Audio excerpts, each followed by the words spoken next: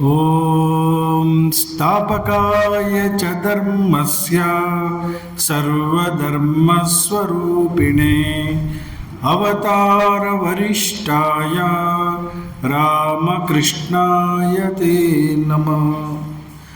ಜನನೀಂ ಶಾರದಾಂ ದೇವೀಂ ರಾಮಕೃಷ್ಣಂ ಜಗದ್ಗುರುಂ ಪಾದಪದ್ಮೇ ತಯೋ ಶ್ರಿತ್ವಾ ಪ್ರಣಮಾಮಿ ಮುಹುರ್ಮುಹುಃ. ನಮಃ ಶ್ರೀ ಯತಿರಾಜಾಯ ವಿವೇಕಾನಂದ ಸೂರಯೇ ಸಚ್ಚಿತ್ಸುಖಸ್ವರೂಪಾಯ ಸ್ವಾಮಿನೇ ತಾಪಹಾರಿಣೇ. ವಸುದೇವಸುತಂ ದೇವಂ ಕಂಸಚಾಣೂರಮರ್ದನಂ ದೇವಕೀ ಪರಮಾನಂದಂ ಕೃಷ್ಣಂ ವಂದೇ ಜಗದ್ಗುರುಂ. ಈ ಥರ ಒಬ್ಬರು ಸ್ವಾಮೀಜಿಯವ್ರನ್ನ ಸ್ಪೀಚಿಗೆ ಕರೆದಿದ್ರಂತೆ. ಭಕ್ತರನ್ನೆಲ್ಲ ಕೇಳಿದ್ರಂತೆ, ಇವತ್ತು ನಾನೇನು ಮಾತಾಡ್ತೀನಿ ನಿಮಗೆಲ್ಲ ಗೊತ್ತಾ ಅಂತ. ಎಲ್ಲಾದರೂ ಗೊತ್ತು ಸ್ವಾಮೀಜಿ ಅಂತ ಹೇಳಿದರು.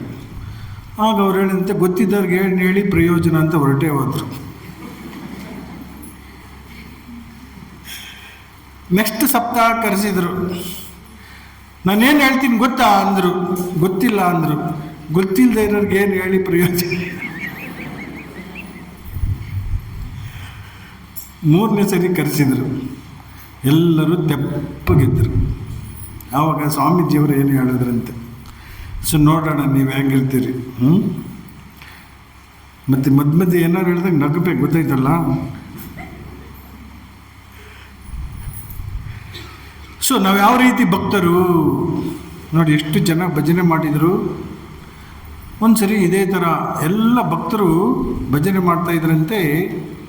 ಭಜನೆ ಮಾಡಬೇಕಾದ್ರೆ ಭಗವಂತನಿಗೆ ಕೃಷ್ಣನೇ ಅಂತ ಇಟ್ಕೊಳ್ಳಿ, ಕೃಷ್ಣನಿಗೆ ಭಾಳ ಸಂತೋಷ ಆಯ್ತಂತೆ. ಸಂತೋಷ ಆಗಿ ಪ್ರತ್ಯಕ್ಷ ಆದಂತೆ.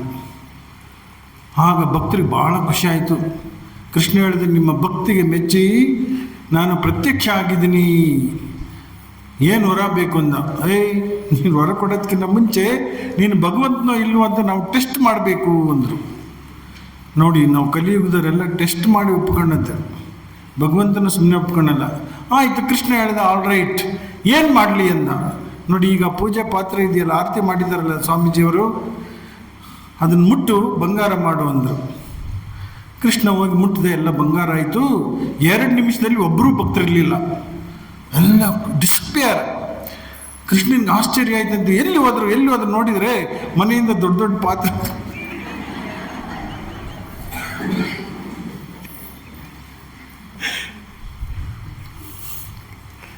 ದೊಡ್ಡ ದೊಡ್ಡ ಪಾತ್ರೆ, ಅಂಡೆ, ಏನೇನು ಸಾಧ್ಯವೋ ಎಲ್ಲ ಹೊತ್ಕೊಂಡ್ಬರ್ತಾ ಇದ್ರು. ಯಾಕೆ? ಕೃಷ್ಣನ್ ಮುಟ್ಟಿಸ್ಕೊಂಡು ಹೋಗೋಣ ಅಂತಾರೆ. ಸೊ ಅದರಿಂದ ನಾವು ಭಾಗವತ ಅಂದ್ರೆ ಏನು, ಭಾಗವತ ನಮಗೇನು ಕಲಿಸುತ್ತೆ ಅದನ್ನು ತಿಳ್ಕೊಂತು ಅಂತೇಳಿದರೆ ಭಾಳ ಇಂಪಾರ್ಟೆಂಟ್. ನಾವೆಲ್ಲರೂ ಕೂಡ ಭಕ್ತರು ಇಲ್ಲ ಭಕ್ತರಾಗಕ್ಕೆ ಹೊರಟಿದ್ವಿ, ಆ ಪಥದಲ್ಲಿ ಹೊರಡ್ತಾ ಇದ್ದೀವಿ. ದುರ್ಲಭಂ ತ್ರಯಮೈವೈತ ದೈವಾನುಗ್ರಹೇತುಕಂ ಮನುಷ್ಯತ್ವಂ ಮುಮುಕ್ಷತ್ವಂ ಮಹಾಪುರುಷ ಸಂಶಯ ಅಂತ ಶಂಕರಾಚಾರ್ಯರು ಹೇಳ್ತಾರೆ. ಈ 3 ಕೂಡ ಮನುಷ್ಯನಿಗೆ ಭಾಳ ದುರ್ಲಭ. ಯಾವುದು? ಮನುಷ್ಯತ್ವಂ. ಮನುಷ್ಯರಿದ್ದಾರಲ್ಲ, ಮನುಷ್ಯರ ಥರ ಇರಲ್ಲ. ಎಲ್ಲರಿಗೂ ಅನುಭವ ಆಗ್ತಾ ಇದೆ. ನೀವು ಟಿ ವಿ ವಿಡಿಯೋ ಇದೆಲ್ಲ ನೋಡಿದರೆ ನಾವು ಮನುಷ್ಯರ ಥರ ಯಾರೂ ಕೂಡ ಬಿಹೇವ್ ಮಾಡ್ತಾ ಇಲ್ಲ.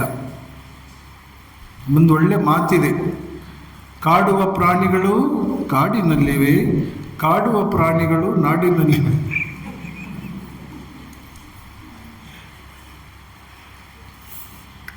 ಕಾಡುವ ಪ್ರಾಣಿಗಳು ನಾವೇನಾಗಬೇಕೀಗ? ಕಾಡುವ ಪ್ರಾಣಿಗಳಾಗಬೇಕಾ?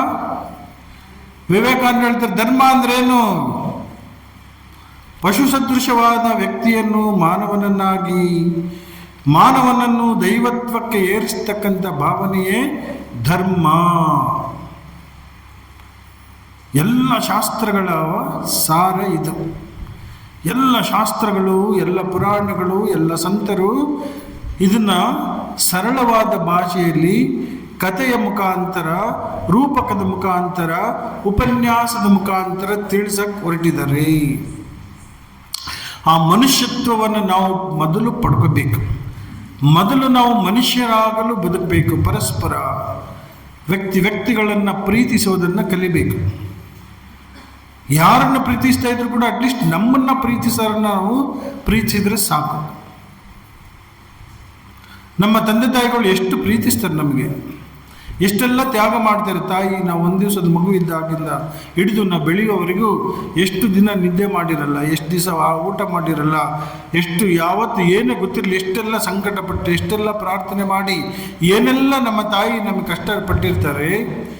ನಮ್ಮ ತಂದೆ ತಾಯಿಗಳನ್ನು ನಾವು ಎಷ್ಟು ಪ್ರೀತಿಯಿಂದ ನೋಡ್ಕೋತೀವಿ. ನಮಗೆ ಸುಖ ಬೇಕಾದಾಗ ಅವರೇ ಒಂದು ನಮಗೆ ಅಡಚಣೆ ಆಗ್ತಾರೆ, ಅವ್ರನ್ನೆಲ್ಲ ನಾವು ತಳ್ಳಿ ಹೋಗ್ತೀವಲ್ಲ. ಒಂದು ಮಾನವರಾಗಿ ಅವ್ರನ್ನ ಒಂದು ಹೋಗಿ ತಾಯಿ ಅಂತ ಬೇಕಾಗಿಲ್ಲ, ಅಥವಾ ತಂದೆ ಅಂತ ಬೇಕಾಗಿಲ್ಲ, ಒಂದು ಮಾನವ.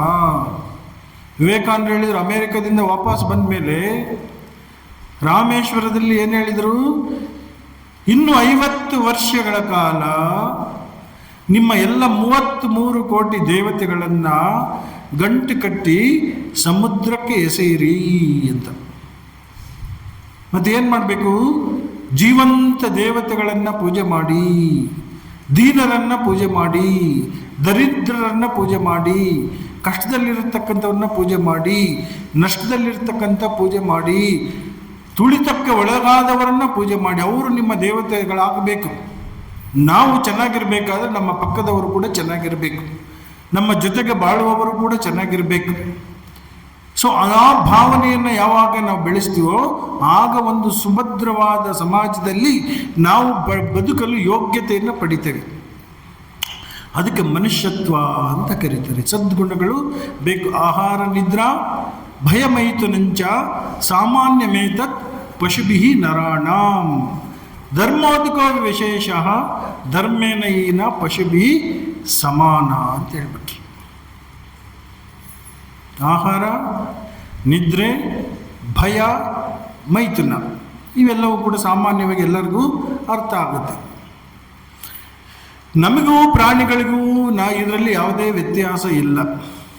ಕೆಲವು ಸರಿ ಈಗಿನ ನಮ್ಮ ಜನರು ಮಾಡೋದನ್ನು ನೋಡಿದರೆ ಪ್ರಾಣಿಗಳು ಎಷ್ಟೋ ಬೆಟ್ರ್ ಅಂತ ಕಾಣುತ್ತೆ. ಯಾವ ಪ್ರಾಣಿಯೂ ಕೂಡ ತಮ್ಮ ಮಕ್ಕಳಿಗೆ ಬಾಟ್ಲಲ್ಲಿ ಹಾಲು ಕೊಡುತ್ತಾ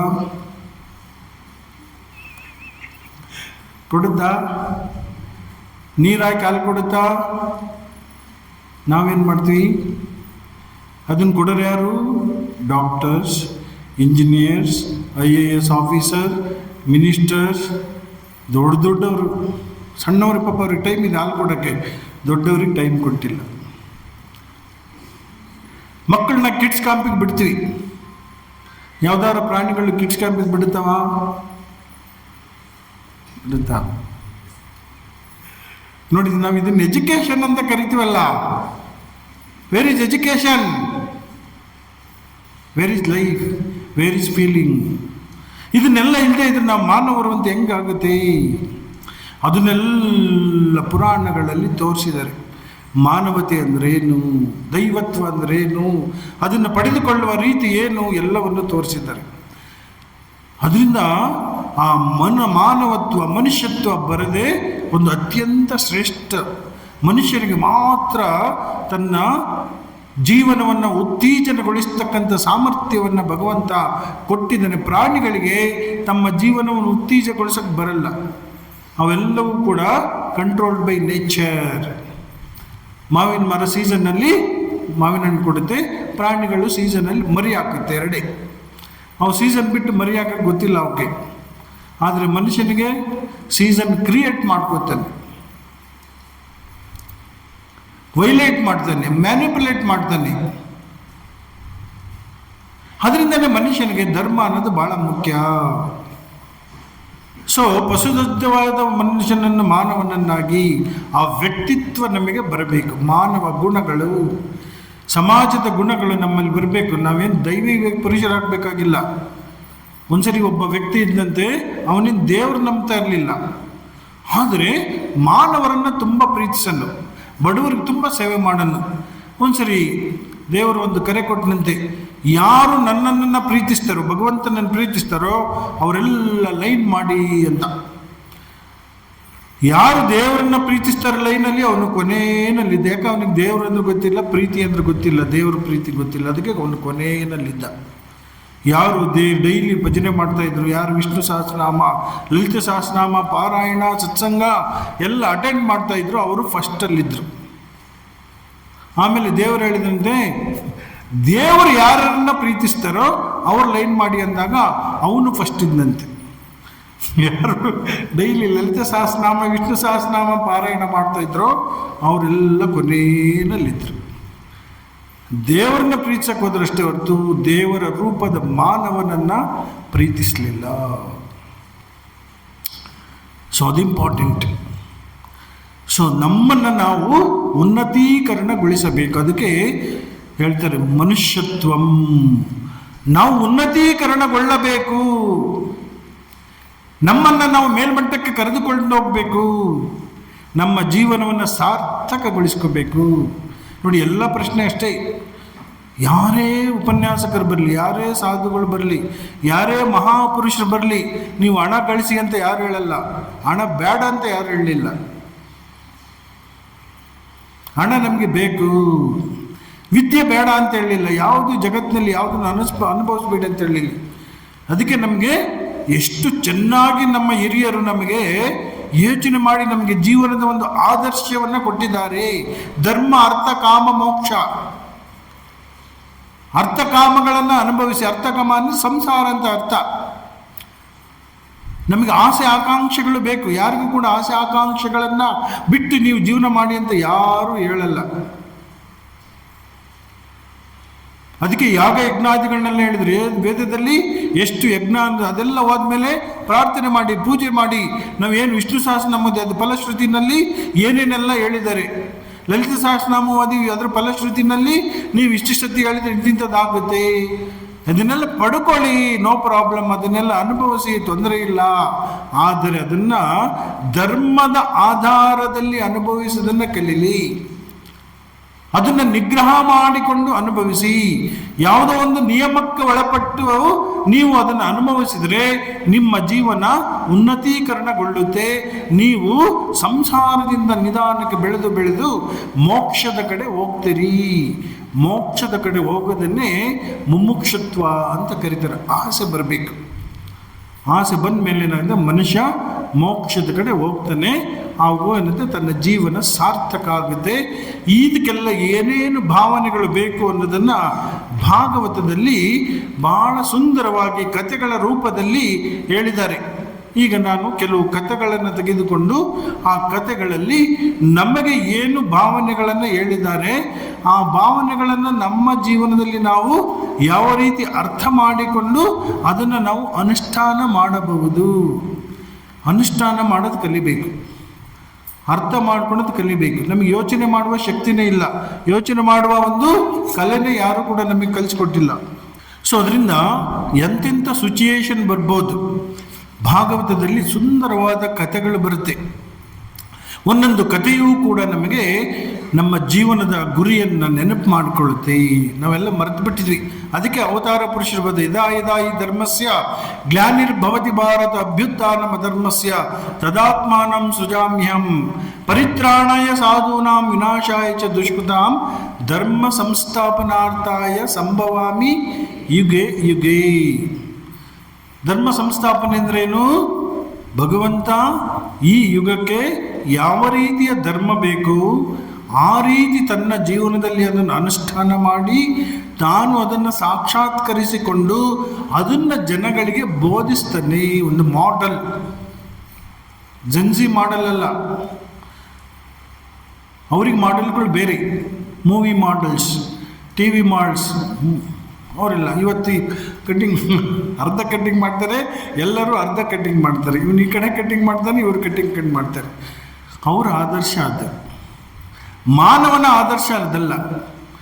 ಮಾನವನ ಆದರ್ಶ ನಿಂತ ಅದ್ಭುತ. ಈ ಮಾನವ ಶರೀರದ ಬೆಲೆ ನಮಗೆ ಗೊತ್ತಾ? ಏನು ಗೊತ್ತಿಲ್ಲ. ಒಂದು ಕಿಡ್ನಿ ಫೇಲ್ಯೂರ್ ಆದರೆ ಡಾಕ್ಟರ್ ಹತ್ರ ಹೋದರೆ ಗೊತ್ತಾಗ್ತದ್ರ ಬೆಲೆ ಏನು ಅಂತ. 25 lakhs ಟ್ರಾನ್ಸ್ಪ್ಲಾಂಟೇಷನ್ ಅಂತಂದರೆ ನಮಗೆ ಅವಾಗ ಗೊತ್ತಾಯ್ತು ಒಂದು ಕಿಡ್ನಿಗೆ ಇಷ್ಟು ಬೆಲೆನೇ. ಭಗವಂತ ಎರಡಿಟ್ಟಿದ್ದಾನೆ, ಒಂದು ಫೇಲ್ಯೂರ್ ಆದರೆ ಇನ್ನೊಂದಿರಲಿ. ಒಂದು ಹಾರ್ಟ್ ಏನಾರು ಪ್ರಾಬ್ಲಮ್ ಆದರೆ ಎಷ್ಟು ರಿಪೇರಿ ಮಾಡೋಕ್ಕದು, ಒರಿಜಿನಲ್ ತರಕ್ಕಲ್ಲ. ಇನ್ನು ಒರಿಜಿನಲ್ ರೀಪ್ಲೇಸ್ ಮಾಡ್ಬೇಕಂದ್ರೆ ಎಷ್ಟು ಕೋಟಿ ಆಗುತ್ತೆ ಯಾರಿಗೆ ಗೊತ್ತು. ಒಂದು ಬ್ರೈನ್, ಒಂದು ಲಂಗ್ಸ್, ಎಂಥ ಒಂದು ಸಿಸ್ಟಮ್ ಇಟ್ಟಿದ್ದಾನೆ ಭಗವಂತ. ಅದಕ್ಕೊಂದು ಕವರ್ ಹಾಕಿಬಿಟ್ಟಿದ್ದಾನೆ.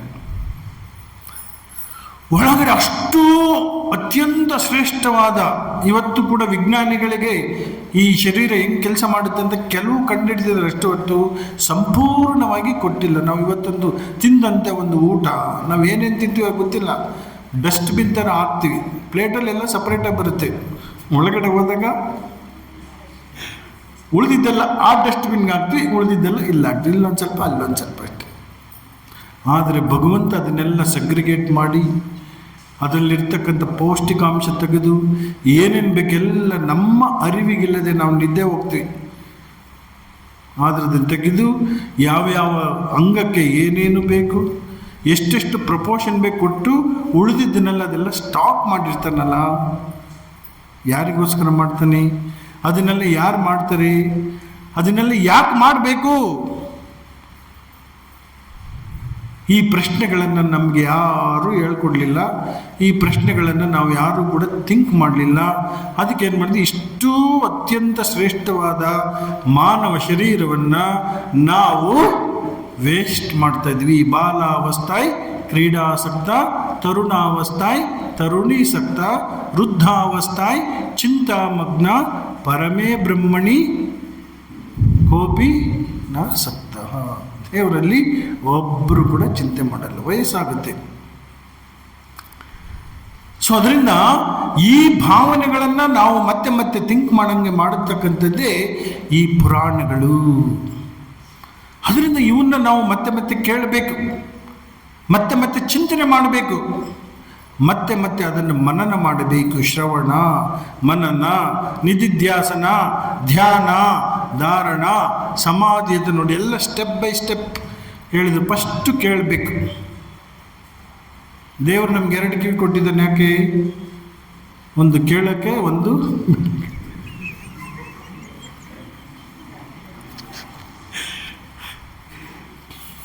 ಮನೆಗೆ ತಗೊಂಡೋದ್ರೆ ಪ್ರಾಬ್ಲಮ್. ಆಲ್ರೆಡಿ ಎಷ್ಟೋ ಪ್ರಾಬ್ಲಮ್ ಇದೆ. ಸ್ವಾಮೀಜಿಯವರು ಒಂದು ಎಕ್ಸ್ಟ್ರಾ ಪ್ರಾಬ್ಲಮ್ ಆಗಿ ಕಳಿಸ್ತಾರೆ. ಯಾಕೆ ತಗೊಂಡೋಗ್ಬೇಕು? ಒಂದು ಕಿವಿನಲ್ಲಿ ಮಿಸ್ಟೇಕ್ ಆದರೆ, ವೇಸ್ಟ್ ಆದರೆ ಇನ್ನೊಂದು ಕಿವಿನಲ್ಲಿ ಕೇಳಲಿ ಅಂತ. ಸೊ ನಾವೇನು ತಿಳ್ಕೊಂತೀವಿ? ದೇವರು 2 ಕೊಟ್ಟಿದ್ದನ್ನು ನಾವು ಆರಾಮಾಗಿರ್ಬೇಕಲ್ಲ. ಕೇಳಿದರೆ ಪ್ರಾಬ್ಲಮ್. ನೋಡಿ, ನಾವು ಅದನ್ನು ಕೂಡ ಉಪಯೋಗಿಸ್ಕೊಳ್ಳಲ್ಲ ಸರಿಯಾಗಿ. ಕೇಳೋದನ್ನು ಸರಿಯಾಗಿ ಕೇಳಲ್ಲ. ಕೇಳೋದನ್ನು ಗಮನವಿಟ್ಟು ಕೇಳಬೇಕು, ಏಕಾಗ್ರತೆಯಿಂದ ಕೇಳಬೇಕು. ಭಗವದ್ಗೀತೆ ಹೇಳಿದ ಮೇಲೆ ಶ್ರೀಕೃಷ್ಣ ಅರ್ಜುನಿಗೆ ಹೇಳಿದ, ಅರ್ಜುನ, ನಾನು ಹೇಳಿದ್ನೆಲ್ಲ ನೀನು ಏಕಾಗ್ರತೆಯಿಂದ ಕೇಳಿದೀಯಪ್ಪ, ಮನಸ್ಸು ಕೊಟ್ಟು ಕೇಳಿದೀಯಪ್ಪ. ಯಾಕಂದ್ರೆ ಅವನು ಟೆನ್ಷನ್ನಲ್ಲಿದ್ದ. ಅರ್ಜುನ ಸುಮ್ಮನೆ ಯುದ್ಧಕ್ಕೆ ಹೋಗಿಲ್ಲ. ಬೇಕಾದಷ್ಟು ನೋವನ್ನು ತಿಂದು ಹೊರಗಡೆ ನೋಡೋಕೆ ಹಂಗೆ ಕಾಣುತ್ತಷ್ಟೇ. ನಮಗಿನ್ನ ಟೆನ್ಷನ್ ಜಾಸ್ತಿ. ಎದುರುಗಡೆ ಗುರುಗಳಿದ್ದಾರೆ, ಹಿರಿಯರಿದ್ದಾರೆ, ಪಿತಾಮಹರಿದ್ದಾರೆ, ಯಾರು ನಮಗೆ ಊಟ ತಿಂಡಿ ಎಲ್ಲನ್ನ ಕೊಟ್ಟು ಇವತ್ತು ನಮ್ಮ ವೈರಿಗಳಾಗಿ ನಿಂತಿದ್ದಾರೆ. ಯಾರು ನಮ್ಮ ತಂದೆ ತಾಯಿಗಳಿದ್ದಾಗ ಪ್ರೀತಿ ಮಾಡಿದ್ರು ಅವರು ಇವತ್ತು ವೈರಿಗಳಾಗಿ ನಿಂತಿದ್ದಾರೆ. ಯಾವರನ್ನ ನಾವು ಕೈಕಾಲು ಪೂಜೆ ಮಾಡಿ ಅವ್ರನ್ನ ಪೂಜೆ ಮಾಡಬೇಕೋ ಅವ್ರನ್ನ ಬಾಣದಿಂದ ನಾನು ಇವತ್ತು ಕೊಲ್ಲಬೇಕಲ್ಲ. ಯಾರು ಗುರುಗಳು ತಮ್ಮ ಮಗನಿಗಿನ್ನ ಹೆಚ್ಚಾಗಿ ನನಗೆ ಬಿಲ್ವಿದ್ಯೆಯನ್ನು ಕಲಿಸಿದ್ರೋ ಅಂಥ ಗುರುಗಳನ್ನು ನಾನು ಕೊಲ್ಲಬೇಕಲ್ಲ. ಇದು ಸುಮ್ಮನೆ ಅಲ್ಲ. ಭಾವನೆ ಭಕ್ತಿ ಇರೋರಿಗೆ ಕಷ್ಟ, ಕಲ್ಲು ಹೃದಯದವರಿಗೆ ಅದೇನು ಕಷ್ಟ ಆಗಲ್ಲ. ಒಬ್ಬನಿಗೆ 2 ಹೆಂಡತಿ ಇದ್ರಂತೆ, ಒಬ್ಬನೇ ಮಗ. ಕೊನೆಗೆ ತಂದೆ ಸತ್ತೋಗ್ಬಿಡ್ತಾನೆ. ಈ ಮಗನ ಇಬ್ಬರು ಬಹಳ ಪ್ರೀತಿಯಿಂದ ಸಾಕ್ತಾರೆ.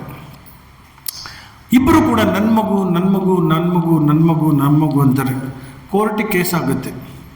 ಈಗ ಜಡ್ಜ್ ಹತ್ರ ಇಬ್ಬರೂ ಕೂಡ ತುಂಬ ಚೆನ್ನಾಗಿ ಆರ್ಗ್ಯೂ ಮಾಡ್ತಾ ಇದ್ದಾರೆ, ನನ್ನ ಮಗುನೇ ಅಂತ ಎಲ್ಲಾದರೂ ಪ್ರೂಫ್ ಕೊಟ್ಟು. ಆ ಜಡ್ಜಿಗೆ ಹೆಂಗೆ ಒಂದು ಮಗು ಇಬ್ಬರಿಗೆ ಬರೋಕ್ಕೆ ಸಾಧ್ಯ ಉಂಟಾ? ಒಬ್ಬರು ತಾನೇ. ಆಗ ಜಡ್ಜ್ ಒಂದು ಪ್ಲ್ಯಾನ್ ಮಾಡಿದಂತೆ, ಒಂದು ಗರಗಸ ತರಿಸಿ 2 ಪೀಸ್ ಮಾಡಿ ಆ ಅಮ್ಮನಿಗೆ ಅರ್ಧ ಕೊಡಿ, ಈ ಅಮ್ಮನಿಗೆ ಅರ್ಧ ಕೊಡಿ ಅಂತ.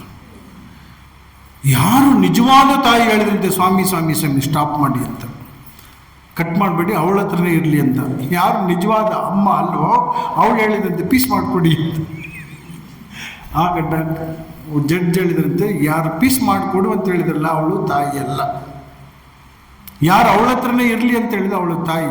ಎಲ್ಲಿದ್ರು ನನ್ನ ಮಗು ಚೆನ್ನಾಗಿರ್ಬೇಕು, ಅದು ಹೃದಯ. ಸೊ ಅದು ಅರ್ಜುನನ ಹೃದಯ, ಭಕ್ತರ ಹೃದಯ. ಅದ್ವೇಷ್ಟ ಸರ್ವಭೂತಾನ ಮೈತ್ರ ಕರುಣೆ ಏವಚ ನಿರ್ಮಮೋ ನಿರಹಂಕಾರ ಸಮದುಃಖ ಸುಖಕ್ಷಮಿ. ಯಾರಲ್ಲಿಯೂ ಕೂಡ ದ್ವೇಷವನ್ನೇ ಇರಬಾರ್ದು, ಎಲ್ಲರನ್ನೂ ಪ್ರೀತಿಸಬೇಕು. ಅದು ಆ ಭಕ್ತೋಸ್ಮಿ ಸಖಾ ಚೇತಿ. ಏ ಅರ್ಜುನ, ನೀನು ಭಕ್ತ ಮಾತ್ರ ಅಲ್ಲ, ನನ್ನ ಸಖನೂ ಆಗಿದ್ದೀಯ. ನೋಡಿ ಎಷ್ಟು ಚೆನ್ನಾಗಿದೆ. ನಾವೇನಾದರೂ ಭಾಗವತ ಅರ್ಥ ಮಾಡ್ಕೋಬೇಕಂದ್ರೆ ಮೊದಲು ಭಕ್ತರಾಗಬೇಕು. 7 ದಿವಸ ಭಾಗವತ ಕೇಳಿಬಿಟ್ಟು ಪರೀಕ್ಷಿತ್ ರಾಜನಿಗೆ ಮುಕ್ತಿ ಸಿಕ್ತು. ನಮಗೇನು ಸಿಗುತ್ತೆ? ಪ್ರತಿ ದಿವಸ ಪ್ರಸಾದ ಕೊಟ್ಟರೆ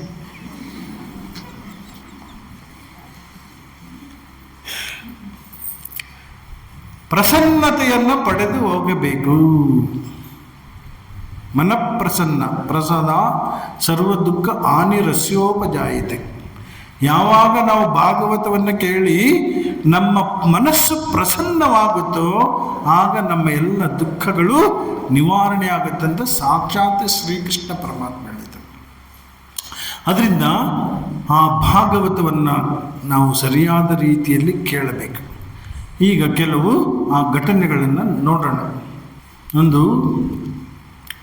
ಹುಚ್ಚರ ಆಸ್ಪತ್ರೆ ಇತ್ತಂತೆ, ನೋಡಿದ್ದೀರಾ? ಏನು ಹೇಳಿದ್ರು ಕಷ್ಟ. ನಾವಿರೋದೇ ಹುಚ್ಚರ ಆಸ್ಪತ್ರೆಯಲ್ಲಿ, ಬೇರೆ ಯಾವ ಆಸ್ಪತ್ರೆ ಬೇಕು? ಸೊ ಪಕ್ಕದ ಮನೆಯವ್ರು ನಮಗೆ ಹೇಳ್ತಾರೆ, ನಾವು ಅವ್ರಿಗೆ ಹೇಳ್ತೀವಿ ಅಷ್ಟೇ. ಸೊ ಇಂಥ ಹುಚ್ಚರನ್ನೆಲ್ಲ ಒಂದ್ಸರಿ ಅವರಿಗೆ ಟ್ರಿಪ್ ಕರ್ಕೊಂಡು ಹೋಗಬೇಕು ಅಂತ. ಸೊ ಏರೋಪ್ಲೇನಲ್ಲಿ ಅಂಡಮಾನ್ ನಿಕೋಬರ್ಗೆ ಟ್ರಿಪ್ ಕರ್ಕೊಂಡು ಹೋಗ್ತಾ ಇದ್ರಂತೆ. ಯಾರನ್ನ? ಹುಚ್ಚರನ್ನ. ನೀವಂತ ತಿಳ್ಕೊಬೇಡಿ ಆಮೇಲೆ. ಸೊ ಆ ಏರೋಪ್ಲೇನಲ್ಲಿ ತುಂಬ ಜನ ತುಂಬ ಗಲಾಟೆ ಮಾಡ್ತಾ ಇದ್ರು. ಯಾಕೆ? ಅವ್ರದ್ದೇ ಲೋಕ, ಅವ್ರಿಗೊಬ್ರದ್ದು ಒಂದು ಲೋಕ ಇಲ್ಲ. ಅವರೇ ಕಲ್ಪನೆ. ಒಬ್ಬರು ಫುಟ್ಬಾಲ್ ಆಡ್ತಾರೆ, ಒಬ್ಬರು ವಾಲಿಬಾಲ್ ಆಡ್ತಾರೆ, ಒಬ್ಬರು ಟೆನ್ನಿಸ್ ಬಾಲ್ ಆಡ್ತಾರೆ, ಒಬ್ಬರು ಡ್ಯಾನ್ಸ್ ಮಾಡ್ತಾರೆ. ಏನೋ ಆ ಪೈಲಟ್ಗೆ ತುಂಬ ಟೆನ್ಷನ್ ಆಯ್ತಂತೆ. ತಿರುಗಿ ನೋಡ್ದ, ಎಲ್ಲ ಡ್ಯಾನ್ಸ್ ಮಾಡ್ತಾ ಇದ್ದಾರೆ, ಗಲಾಟೆ ಮಾಡ್ತಾರೆ, ಎಂಜಾಯಿಂಗ್, ಅವ್ರಿಗೆ ಎಂಜಾಯಿಂಗ್. ಸೊ ಒಬ್ಬರು ಮೂಲೆಯಲ್ಲಿ ಸೈಲೆಂಟಾಗಿ ಕೂತಿದ್ರಂತೆ. ಅವ್ರನ್ನ ಕರೆದ, ಅಮ್ಮ ಮಗಳೇ ಬಾ ಮಗು ಅಂದ. ಏನು ಸರ್ ಅಂದ. ನೋಡಿ, ಇವರು ತುಂಬ ಗಲಾಟೆ ಮಾಡ್ತಾ ಇದ್ದಾರೆ, ನನಗೆ ತುಂಬ ಡಿಸ್ಟರ್ಬೆನ್ಸ್ ಆಗ್ತಾ ಇದೆ, ಏನಾದರೂ ಮಾಡಿ ಇವ್ರನ್ನ ಸೈಲೆಂಟ್ ಮಾಡು, ನಾನು ಏರೋಪ್ಲೇನ್ ಸರಿಯಾಗಿ ಓಡಿಸ್ಬೇಕು ಅಂತ. ಇದನ್ನೆಲ್ಲ ಕತೆ ಮತ್ತು ರಿಯಲಾಗಿ ತಿಳ್ಕೊಬಾರ್ದು, ಆಯಿತಾ? ಆಯಿತು ಸರ್ ಅಂತೇಳಿ 3 ಮಿನಿಟ್ಸಲ್ಲಿ ಪಿನ್ ಡ್ರಾಪ್ ಸೈಲೆಂಟ್. ಗಂಟೆಗಟ್ಟಲೆ ಸುಮ್ಮನೆ ಇರಿದ್ರು, ಯಾರು ಸುಮ್ಮನೆ ಇದ್ದೇ ಇದ್ದರು. 3 ನಿಮಿಷದಲ್ಲಿ ಪಿನ್ ಡ್ರಾಪ್ ಸೈಲೆಂಟ್. ಆ ಎಮ್ಮನ ಕರೆದು ಕೇಳಿದಂತೆ, ಏನು ಮಾಡಿದೆ ಅಂತ. ಏನಿಲ್ಲ, ನೀವು ಗಲಾಟೆ ಮಾಡಂಗಿದ್ರೆ ಹೊರಗಡೆ ಹೋಗಿ ಅಂತ ಕಳಿಸಿಬಿಟ್ಟಿದ್ನಲ್ಲ ಹೊರಗಡೆ.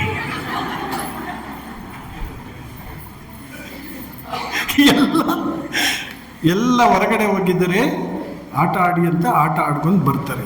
ಎಲ್ಲ ಪ್ಲೇನಲ್ಲಿ ಕಳಿಸಿ. ಎಲ್ಲಿ ಬೀಳ್ತಾರೆ ಅವರೆಲ್ಲ? ಸಮುದ್ರದಲ್ಲಿ. ಭಗವಂತ ನಮ್ಮನ್ನು ಆಟ ಆಡಿ ಅಂತ ಕಳಿಸಿದನಿಲ್ಲಿ. ನಾವು ಭವಸಾಗರದಲ್ಲಿ ಬಿದ್ದಿದ್ದೀವಿ. ಈಗ ಅವರು ನಮ್ಮ ನೆರಳಕ್ಕೋಸ್ಕರ ಕರ್ಕೊಂಡಿದ್ದಾರೆ. ಈಗ ಭಾಗವತನ ಸರಿ ಕೇಳಬೇಕು.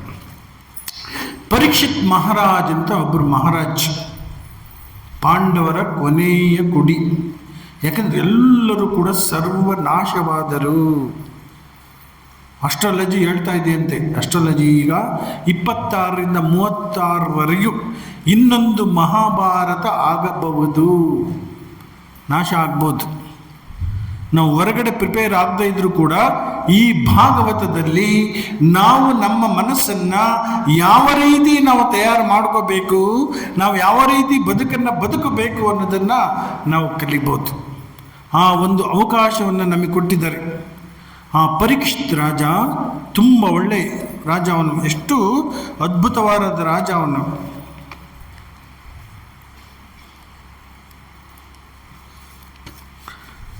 ಒಬ್ಬರು ಪ್ರೈಮ್ ಮಿನಿಸ್ಟರ್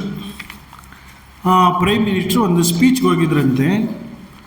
ಆ ಸ್ಪೀಚ್ಗೆ ಹೋದಾಗ ಪ್ರೈಮ್ ಮಿನಿಸ್ಟ್ರುಗಳು, ಪ್ರೆಸಿಡೆಂಟ್ಗಳು ಅವರೆಲ್ಲ ಅವ್ರ ಸ್ಪೀಚ್ ಬರೆಯಲ್ಲ, ಅವ್ರಿಗೆ ಸೆಕ್ರೆಟರಿಗಳಂತ ಇರ್ತಾರೆ, ಅವರೆಲ್ಲ ಸ್ಪೀಚ್ ಬರ್ಕೊಡತ್ತೆ.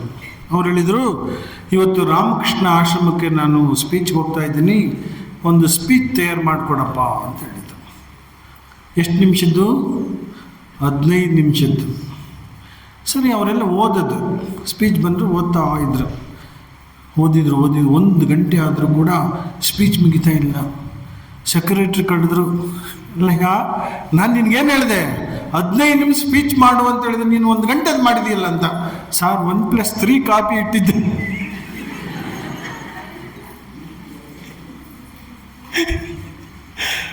1+3 ಕಾಪಿ ಎಲ್ಲ ಓದ್ಬಿಟ್ಟಿದ್ರ ಸರ್ ನೀವಂತ. ತೆಗೆದುಬಿಟ್ಟು ಮರೆದ್ಬಿಟ್ಟು, ಅದಕ್ಕೆ ನಾನು ನೋಡಿದೆ ಏನಾರು 1+3 ಇದೆಯಾ, ಬರೀ 1 ಕಾಪಿ ಇದೆಯಾ ಅಂತ. ಸೊ ಪರೀಕ್ಷಿತ್ ರಾಜ ನೋಡಿ, ಅವನು ಎಷ್ಟು ಚೆನ್ನಾಗಿದೆ. ಅವನು ಹುಟ್ಟಿದಾಗ ಅವನ ಪುರೋಹಿತರು ಹೇಳ್ತಾರೆ, ಎಷ್ಟು ಗ್ರೇಟ್ ವ್ಯಾಲ್ಯೂಸ್ ಜೀವನದಲ್ಲಿ. ನಾವು ಮಹಾತ್ಮರಾಗದಂದ್ರೆ ಏನು? ಮಹಾತ್ಮರಾಗಬೇಕಾದ್ರೆ ನಮ್ಮ ಜೀವನದಲ್ಲಿ ಯಾವ ಮೌಲ್ಯಗಳಿರಬೇಕು? ಈ ಜೀವನ ನಮ್ಮದು ಫಸ್ಟ್ ಅಲ್ಲ, ಹಿಂದೆ ನಾವು ಅನೇಕ ಜನ್ಮಗಳನ್ನು ಮಾಡಿಕೊಂಡು ಬಂದಿದ್ದೇವೆ. ಈಗ ಯಾವುದೋ ಒಂದು ಜನ್ಮದಲ್ಲಿ ಇದ್ದೇವೆ. ಈಗ ಸ್ಕೂಲ್ ಇದ್ದಂಗೆ ನರ್ಸರಿಯಿಂದ PhD ಇರುತ್ತೆ. ನಾವು ಯಾವುದೋ ಒಂದು ಕ್ಲಾಸಲ್ಲಿದ್ವಿ, PhDಗೆ ಹೋಗ್ಬೇಕಾದ್ರೆ ಅಷ್ಟು ವರ್ಷ ನಾವು ಬಂದಿದ್ವಿ. ನರ್ಸರಿ ಕ್ಲಾಸಲ್ಲಿ ಎಷ್ಟು ವರ್ಷ ಇದ್ವಿ. ಹಾಗೆ ನಮ್ಮ ಜೀವನ ಮುಂದುವರಿತಾನೇ ಇರುತ್ತೆ. ಆ ಜೀವನದಲ್ಲಿ ಪರೀಕ್ಷಿತ್ ರಾಜ ಹುಟ್ಟಿದಾಗ ಅವನ ಗುಣಗಳು ಯಾವ ರೀತಿ ಇರುತ್ತೆ, ಅವನು ಎಂಥ ಮಹಾತ್ಮನಾಗ್ತಾನೆ ಅಂತ ಅವನ ಗುಣಗಳು ಹೇಳುತ್ತೆ. ಎಷ್ಟು ಚೆನ್ನಾಗಿ ಹೇಳ್ತಾರೆ. ಧರ್ಮರಾಜನಿಗೆ ಹೇಳ್ತಾನೆ ನೋಡಿ, ಎಷ್ಟು ಚೆನ್ನಾಗಿ ಹೇಳ್ತಾರೆ. ಧರ್ಮರಾಜ ಹೇಳ್ತಾರೆ, ಇವನು ಇಕ್ಷ್ವಾಕುವಿನಂತೆ ಪ್ರಜಾರಂಜಕನು, ಶ್ರೀರಾಮನಂತೆ ಗೋಬ್ರಾಹ್ಮಣ ಸಂರಕ್ಷಕನು, ಶಿಬಿ ಚಕ್ರವರ್ತಿಯಂತೆ ಬಂಧು ಜನಪ್ರಿಯನು, ನಿನ್ನ ತಮ್ಮ ಅರ್ಜುನಂತೆ ಬಿಲ್ವಿದ್ಯೆಯಲ್ಲಿ ಪರಾಂಗತನು, ಅಗ್ನಿಯಂತೆ ಭಯಂಕರನು, ಸಮುದ್ರದಂತೆ ಗಾಂಭೀರ್ಯನು, ಭೂಮಿಯಂತೆ ತಾಳ್ಮೆಯುಳ್ಳವನು, ಪರಮೇಶ್ವರನಂತೆ ವರಪ್ರದಾಯನು, ವಿಷ್ಣುವಿನಂತೆ ಎಲ್ಲರಿಗೂ ವರಪ್ರದಾತನು, ಪ್ರಹ್ಲಾದನಂತೆ ಭಗವದ್ಭಕ್ತನು, ಈತನು ಗುರು ಜನರ ಸೇವೆ ಮಾಡಿ ಅತ್ಯಂತ ಕೀರ್ತಿಶಾಲಿ ಆಗೋನು. ನಾವು ವಿವೇಕಾನಂದ ಹೇಳ್ತಾರೆ, ಈ ಜಗತ್ತಿಗೆ ಬಂದ ಮೇಲೆ ಏನಾದರೂ ಗುರುತನ್ನು ಬಿಟ್ಟು ಹೋಗಿ. ಗುರುತನ್ನು ಬಿಟ್ಟು ಹೋಗೋದ್ರೇನು? ನಾವು ಒಳ್ಳೆಯ ಜೀವನವನ್ನು ಮಾಡಿ ಮುಂದಿನ ಜನರು ನಮ್ಮನ್ನು ನೆನಪು ಮಾಡಿಕೊಳ್ಳುವ ಹಾಗಿರಬೇಕು. ಆಗ ಅಂಥ ಜೀವನವನ್ನು ನಾವು ಬದುಕಿದರೆ ನಾವು ಒಳ್ಳೆಯ ಜೀವನವನ್ನು ಮಾಡಿದ್ದೀವಿ ಅಂತ ಅರ್ಥ. ಸೊ ಅದರಿಂದ ಈ ಪರೀಕ್ಷಿತ್ ಇದನ್ನೆಲ್ಲ ನೋಡಿ, ಅವನಿಗೆ ಎಷ್ಟು ಅದ್ಭುತ. ಅವನು ತಾಯಿ ಗರ್ಭದಲ್ಲಿದ್ದಾಗ ಅಶ್ವತ್ಥಾಮ ಇಡೀ ಪಾಂಡವರ ವಂಶವನ್ನೇ ನಾಶ ಮಾಡಬೇಕೆಂದಾಗ ಸಾಕ್ಷಾತ್ ಶ್ರೀಕೃಷ್ಣ ಪರಮಾತ್ಮ ಅವನಿಗೆ ಅನುಗ್ರಹ ಮಾಡಿ ಅವನನ್ನು ರಕ್ಷಿಸ್ತಾನೆ. ಅದಕ್ಕೆ ಅವನು ಪರೀಕ್ಷಿತ್ ರಾಜ. ಅಷ್ಟು ಎಲ್ಲ ಅದ್ಭುತವಾಗಿ ರಾಜ್ಯಭಾರ ಮಾಡಿದರೂ ಕೂಡ, ಅಷ್ಟ ಶ್ರೇಷ್ಠ ಭಕ್ತನಾದರೂ ಕೂಡ, ಭಕ್ತರ ಪರೀಕ್ಷೆ ಯಾವಾಗ, ಯಾವ ರೀತಿ, ಯಾವ ಕಾರಣಕ್ಕೆ ಬರುತ್ತೋ ಯಾರಿಗೂ ಗೊತ್ತಿಲ್ಲ. ನಮ್ಮ ಪರೀಕ್ಷೆ ಕೂಡ ಯಾವ ರೀತಿ ಬರ್ಬೋದು, ಪ್ರತಿಯೊಬ್ಬರಿಗೂ ಪರೀಕ್ಷೆ ಬರ್ಬೋದು. ನಿರಂತರವೂ ಕೂಡ ನಮಗೆ ಪರೀಕ್ಷೆ ಬರ್ತಾ ಇರುತ್ತೆ. ನಾವು ಅದನ್ನು ನೋಟಿಸ್ ಮಾಡಲ್ಲ, ನಾವು ಫೇಲ್ ಆಗ್ತೀವಿ. ಭಗವಂತ ಆಲ್ ರೈಟ್, 1 more ಟರ್ಮ್, ಇನ್ನೊಂದು ಅವನಿಗೆ ನಮ್ಮ ಥರ ವರ್ಷದಲ್ಲೇ ಮುಗಿಸ್ಬೇಕಂತಿಲ್ಲ, ಇನ್ನು ಕೋಟಿ ಜನ್ಮ ಬಾ, ನೋ ಪ್ರಾಬ್ಲಮ್, ನಿರಂತರವಾಗಿರುತ್ತೆ. ಆ ಪರೀಕ್ಷಿತ ರಾಜ ಅಷ್ಟು ಚೆನ್ನಾಗಿ ರಾಜ್ಯಭಾರ ಮಾಡ್ತಾನೆ. ಆಗ ಒಂದು ದಿವಸ ಬೇಟೆ ಆಡೋಕ್ಕೆ ಹೋಗ್ತಾನೆ. ಬೇಟೆ ಆಡೋಕ್ಕೆ ಹೋದಾಗ ಒಬ್ಬ ತುಂಬ ಬಾಯಾರಿಕೆ ಆಗುತ್ತೆ, ಬೇಟೆ ಸಿಗಲ್ಲ ಅಂತ ಕಾಣುತ್ತೆ, ಬೇಸಿಗೆ ಕಾಲ ಅಂತ ಕಾಣುತ್ತೆ. ಹಾಗೇನಾಗುತ್ತೆ, ಒಬ್ಬ ಋಷಿ ಆಶ್ರಮಕ್ಕೆ ಹೋಗ್ತಾನೆ. ಅಲ್ಲಿ ಒಬ್ಬ ಋಷಿ ತಪಸ್ ಮಾಡ್ತಾ ಇರ್ತಾನೆ. ತಪಸ್ಸು ಮಾಡ್ತಾ ಇರಬೇಕಾದ್ರೆ ಆ ಗುರುಗಳನ್ನು ಕರೀತಾನೆ ಹೆಸರಿಟ್ಟು, ಗುರುಗಳೇ ಗುರುಗಳೇ ಗುರುಗಳೇ. ಆ ಗುರುಗಳು ಅಷ್ಟು ಡೀಪ್ ಮೆಡಿಟೇಷನಲ್ಲಿರ್ತಾರೆ, ಸಮಾಧಿ ಸ್ಥಿತಿನಲ್ಲಿರ್ತಾರೆ. ಅವ್ರಿಗೆ ಕಿವಿ ಕೇಳಲ್ಲ. ಇವನಿಗೆ ತುಂಬ ಬಾಯಾರಿಕೆ ಆಗುತ್ತೆ, ಗ್ರಾಚಾರ ಕೆಟ್ಟೋಗುತ್ತೆ, ಕೋಪ ಬಂದ್ಬಿಡ್ತಾನೆ. ಸುತ್ತಮುತ್ತ ನೋಡಿ ಅಲ್ಲಿ ಒಂದು ಹಾವಿರುತ್ತೆ, ಸತ್ತ ಹಾವನ್ನು ಅವನ ಕೊರಳಿಗೆ ಹಾಕ್ಬಿಟ್ಟು ಹೊರಟೋಗ್ತಾನೆ. ಮನೆಗೆ ಬಂದ ಮೇಲೆ ಪಶ್ಚಾತ್ತಾಪ ಆಗುತ್ತೆ, ನಾನು ಕೋಪದಲ್ಲಿ ಗುರುಗಳಿಗೆ ಎಂಥ ಅವಮಾನ ಮಾಡಿದೆ ನೋಡಿ, ಎಂಥ ಸೆನ್ಸಿಟಿವ್ ಮೈಂಡ್. ಅದಕ್ಕೆ ಆ ರಿಫ್ಲೆಕ್ಷನ್ ಇರಬೇಕು ಅನ್ನೋದು. ನಾವು ಯಾವಾಗ ಧ್ಯಾನ ಜಪ ಸತ್ಕರ್ಮಗಳನ್ನು ಮಾಡುತ್ತೇವೆಯೋ ನಮ್ಮ ತಪ್ಪುಗಳ ಅರಿವು ನಮಗಾಗುತ್ತದೆ. ಎಲ್ಲಿವರೆಗೂ ನಮ್ಮ ತಪ್ಪುಗಳ ಅರಿವು ನಮಗಾಗಲ್ಲೋ ಅಲ್ಲಿವರೆಗೂ ನಾವು ತಿದ್ಕೊಳಕ್ಕೆ ಬರಲ್ಲ. ಸೊ ಆಗ ಅವನಿಗೆ ಪಶ್ಚಾತ್ತಾಪ ಆಯಿತು.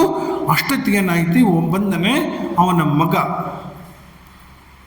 ನೋಡ್ತಾನೆ ತನ್ನ ತಂದೆಯ ಕೊರಳಿಗೆ ಯಾರೋ ಸರ್ಪವನ್ನು ಹಾಕಿ ಹೋಗಿದ್ದಾರೆ.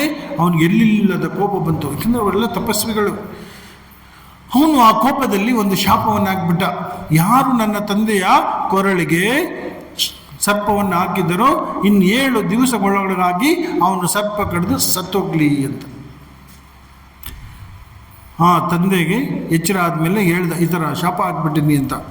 ತಂದೆ ತನ್ನ ಧ್ಯಾನದಲ್ಲಿ ಯೋಚನೆ ಮಾಡಿ ನೋಡಿದ, ಆಗ ಗೊತ್ತಾಯಿತು ಪರೀಕ್ಷಿತ್ ಮಹಾರಾಜ ಹಾಕಿ ಹೋಗಿರೋದು ಅಂತ. ತಂದೆಗೆ ಬಹಳ ಪಶ್ಚಾತ್ತಾಪ ಆಗುತ್ತೆ, ಮಗು ನೀನೇನು ಮಾಡಿದೆ, ಅಂಥ ರಾಜ ನಮಗೆ ಸಿಗ್ತಾನೆ. ಏನೋ ರಾಜ ಕೋಪದಲ್ಲಿ ಮಾಡಿರ್ಬೋದು, ಆದರೂ ನೀನು ಋಷಿಯಾಗಿ ಈ ರೀತಿ ತಪ್ಪು ಮಾಡಿದೆಯಲ್ಲ, ಕೋಪ ಅನ್ನೋದು ಎಷ್ಟು ಕೆಟ್ಟದ್ದು. ಆದರೂ ಪರವಾಗಿಲ್ಲ, ಏನು ಮಾಡೋಕ್ಕಾಗಲ್ಲ, ನಾವು ಕೊಟ್ಟಂಥ ಶಾಪ ತಗುಲುತ್ತೆ. ಆದರೆ ಈ ಥರ ಆಗಿದೆ ಅಂತ ಅವನಿಗೆ ತಿಳಿಸ್ಬೇಕು. ನೋಡಿ ಎಂಥ ಒಂದು ಆ ಪ್ರತಿಯೊಂದು ಮಾತಿನಲ್ಲಿ ನಾವು ಅವರ ಕರುಣೆಯನ್ನು ನೋಡ್ಬೋದು. ತಪ್ಪಾಗಿದೆ, ಆದರೆ ಒಂದು ಅವೇರ್ನೆಸ್ ಇದೆ, ಅದಕ್ಕೇನಾದ್ರು ಪರಿಹಾರಕ್ಕೆ ಅವನೇನಾದರೂ ಮಾಡಬಹುದಲ್ಲ ಅಂತ ಹೇಳ್ಬಿಟ್ಟು ಹೋಗ್ಬಿಟ್ಟು ತಿಳಿಸ್ತಾರೆ. ಈ ಥರ ಗೊತ್ತಿಲ್ಲದೆ ನನ್ನ ಮಗ ಕೋಪದಲ್ಲಿ ಶಾಪ ಹಾಕಿದ್ದಾನೆ, ಏ ರಾಜ ಕ್ಷಮಿಸ್ಬಿಡು ಅಂತ. ಆ ರಾಜ ನೋಡಿ ಎಂಥ ಒಂದು ಸ್ಥಿರತೆ ಇರಬೇಕು. ನಾವು ಒಂದು ಒಳ್ಳೆ ಏನಾದರೂ ಸಾರ್ಥಕ ಜೀವನ ಮಾಡಬೇಕಾದ್ರೆ ನಮ್ಮಲ್ಲಿ ಅಸ್ಥಿರತೆ ಇರಬೇಕು. ಜೀವನ ಎಲ್ಲ ಏರ್ಪೇರ್ ಆಗ್ತಾನೆ ಇರುತ್ತೆ. ಅದರ ಮಧ್ಯದಲ್ಲೂ ಕೂಡ ಯಾವಾಗ ನಾವು ಒಂದು ಆಧ್ಯಾತ್ಮಿಕ ಜೀವನವನ್ನು ಮಾಡ್ತೇವೋ, ಯಾವಾಗ ಒಂದು ಧಾರ್ಮಿಕ ಜೀವನವನ್ನು ಮಾಡ್ತೇವೋ, ನಮ್ಮ ಜೀವನದಲ್ಲಿ ಸ್ಥಿರತೆ ಬರುತ್ತೆ. ಸ್ಥಿರತೆ ಅಂದ್ರೇನು? ಏರುಪೇರು ಆದಾಗಲೂ ಕೂಡ ನಾವು ಯಾವುದೋ ಒಂದು ಮಾನಸಿಕ ಸ್ಥಿತಿಯನ್ನು ಮೇಂಟೈನ್ ಮಾಡ್ಕೊಂಡು ಹೋಗ್ತೀವಿ, ಅದು ನಮಗೆ ತೊಂದರೆ ಕೊಡಲ್ಲ. ಹಿಂಗಿರಬೇಕಾದ್ರೆ ಅವನಿಗೆ ಗೊತ್ತಾಯ್ತು, ಹೌದಲ್ಲ ನನಗೆ ಮಾಡಿದ್ದಕ್ಕೆ ಸರಿಯಾದ ಪಶ್ಚಾತ್ತಾಪ ಆಗಿದೆ, ಸರಿಯಾದ ಶಿಕ್ಷೆನೂ ಆಗಿದೆ. ನೋಡಿ ಅವನು ಭಯಪಡಲಿಲ್ಲ. ನೆಕ್ಸ್ಟ್ ಮೂಮೆಂಟ್ ತನ್ನ ಮಗನ ಕರೆದ, ನೋಡಪ್ಪ ಈ ಥರ ಇದೆ, ನನಗಿರ್ತಕ್ಕಂಥದ್ದು 7 ಜೀವಿತ ಅಷ್ಟೇ, ನನ್ನ ಜೀವನವನ್ನು ನನ್ನ ಸಾರ್ಥಕ ಮಾಡಿಕೊಳ್ಳಬೇಕು, ಅದರಿಂದ ನಾನು ನಿನಗೆ ಜವಾಬ್ದಾರಿಯನ್ನು ಕೊಟ್ಬಿಟ್ಟು ಹೊರಟೋಗ್ತೀನಿ ಎಂದು ಹೊರಟೇ ಹೋದ. ತಪಸ್ಸಿಗೆ ಹೊರಟೋಗ್ತಾನೆ. ಗಂಗಾ ತೀರದಲ್ಲಿ ಪ್ರಾಯೋಪವೇಶವನ್ನು ಮಾಡಕ್ಕೆ ಹೊರಟೋದ. ನೋಡಿ ಎಂಥ ಒಂದು ಸ್ಥಿರತೆ ಇರಬೇಕು. ನೀ ಇರೋದು 7 ದಿವಸ ಗ್ಯಾರಂಟಿ, ಎಷ್ಟು 7 ದಿವಸದ ಮೇಲೆ ಇರಲ್ಲ. ಯಾಕಂದ್ರೆ ಋಷಿ ವಾಕ್ಯ, ಅವನಿಗೆ ಚಿಂತೆ ಬರಲಿಲ್ಲ. ಈ 7 ದಿವಸದಲ್ಲಿ ನಾನು ಏನು ಮಾಡಿ ನನ್ನನ್ನು ಸಾರ್ಥಕಗೊಳಿಸ್ಕೋಬೇಕು. ಹಾಗಲ್ಲಿ ಎಲ್ಲ ಋಷಿಗಳೆಲ್ಲ ಬರ್ತಾರೆ. ಆಗ ಅಲ್ಲಿಗೆ ಶುಕ ಮಹರ್ಷಿಗಳು ಕೂಡ ಬರ್ತಾರೆ. ಶುಕ ಮಹರ್ಷಿಗಳು ಬಂದು ಕೇಳ್ತಾರಂತೆ. ಆಗ ಬಂದು ಅವರಿಗೆ ಸಾಷ್ಟಾಂಗ ಪ್ರಣಾಮ ಮಾಡಿ ಪ್ರಶ್ನೆಯನ್ನು ಮಾಡ್ತಾನೆ. ಆ ಪ್ರಶ್ನೆಗಳು ಎಷ್ಟು ಅದ್ಭುತವಾಗಿದೆ, ಭಾಳ ತುಂಬ ಚೆನ್ನಾಗಿದೆ. ಎಲ್ಲ ನಮ್ಮನ್ನು ಕುರಿತು ಆ ಪ್ರಶ್ನೆಯನ್ನು ಮಾಡಿದಾಗಿದೆ. ಆ ಪ್ರಶ್ನೆಗಳು ಈ ಸಮಯದಲ್ಲಿ ಇರತಕ್ಕಂಥ ನನಗೆ 7 ದಿವಸ ಅಷ್ಟೇ, ನಾನು ಮಾಡತಕ್ಕಂಥ ಕರ್ತವ್ಯವೇನು, ನಾನು ಏನನ್ನು ಕುರಿತು ಚಿಂತನೆ ಮಾಡಬೇಕು, ನಾನು ಏನನ್ನು ಕುರಿತು ಧ್ಯಾನ ಮಾಡಬೇಕು, ಯಾವುದನ್ನು ಭಜಿಸಬೇಕು, ಏನನ್ನು ಮಾಡಿದರೆ ನನ್ನ ಜೀವನ ಸಾರ್ಥಕ ಆಗುತ್ತೆ. ಎಷ್ಟು ದಿವಸ ಇದೊಂದು ಇಂಪಾರ್ಟೆಂಟ್ ಅಲ್ಲ, ಯಾವ ರೀತಿ ಬದುಕ್ತೀವಿ ಅನ್ನೋದು ಇಂಪಾರ್ಟೆಂಟ್. ಒಂದು ಆಶ್ವಾಸನೆ ಕೊಡ್ತಾರೆ, ಹೇ ಪರೀಕ್ಷಿತ್ ರಾಜ, ಡೋಂಟ್ ವರಿ, ನಿನಗೆ 7 ದಿವಸ ಇದೆ. ಹಿಂದೆ ಒಬ್ಬ ರಾಜ ಇದ್ದ ಕಟ್ವಾಂಗದ ಅಂತ, ಅವನು ದೇವತೆಗಳಿಗೆಲ್ಲ ಸಹಾಯ ಮಾಡ್ತಾ ಇರಬೇಕಾದ್ರೆ ದೇವತೆಗಳಿಗೆಲ್ಲ ಭಾಳ ಸಂತೋಷ ಆಯಿತು. ಗೆದ್ದರು ರಾಕ್ಷಸರ ಮೇಲೆ. ನಿನಗೇನು ವರ ಬೇಕು ಕೇಳು ಅಂತ ಹೇಳಿದ್ರು. ಅವನು ಹೇಳಿದ, ನನಗೆ ಎಷ್ಟು ಆಯಸ್ಸಿದೆ ಹೇಳಿ ಫಸ್ಟ್. ಯಾಕಂದರೆ ನನ್ನ ಜೀವನ ಎಲ್ಲ ಇದರಲ್ಲೇ ಕಳೆದಿದ್ದೆ ಅಂದಾಗ ಅವ್ರು ಹೇಳಿದರು, ನಿನಗೆ ಆಯಸ್ಸು 1 ಗಂಟೆ ಇರೋದು ಅಂದರು. ಆಗ ಅವನು ಅಲ್ಲೇ ಆ ಸ್ಥಳದಲ್ಲೇ ಯುದ್ಧವನ್ನು, ಎಲ್ಲ ಶಸ್ತ್ರಗಳನ್ನು ತ್ಯಜಿಸಿ ಧ್ಯಾನದಲ್ಲಿ ಕೂತು ಮನಸ್ಸನ್ನು ಭಗವಂತನಲ್ಲಿ ಮಗ್ನ ಮಾಡಿ ನನ್ನ ಶರೀರವನ್ನು ಬಿಟ್ಟು ಭಗವಂತನಲ್ಲಿ ಐಕ್ಯ ಆಗ್ತಾನೆ. 1 ಗಂಟೆ ಅಷ್ಟೇ ಅವನಿಗೆ ಇದ್ದಿದ್ದು.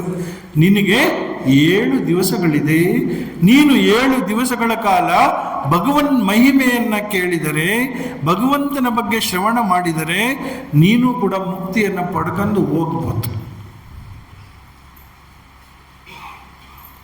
ಈಗ ನಮಗಿರೋದೇನು?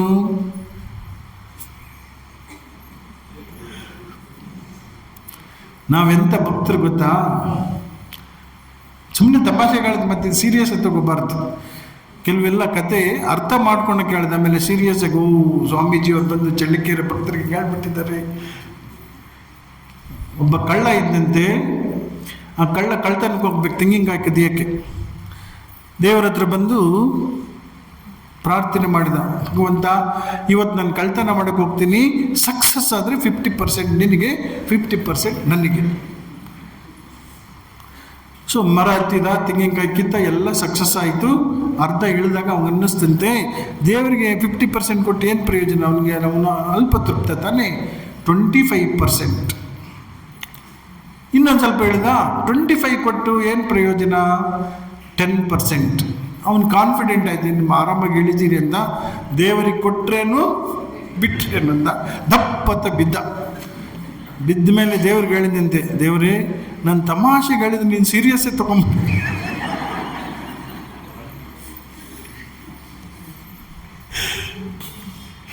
ಕೆಲವು ಸ್ಟೋರೀಸ್ ಎಲ್ಲ ನಾವು ತಮಾಷೆಗೆ ಹೇಳಿದ್ದು,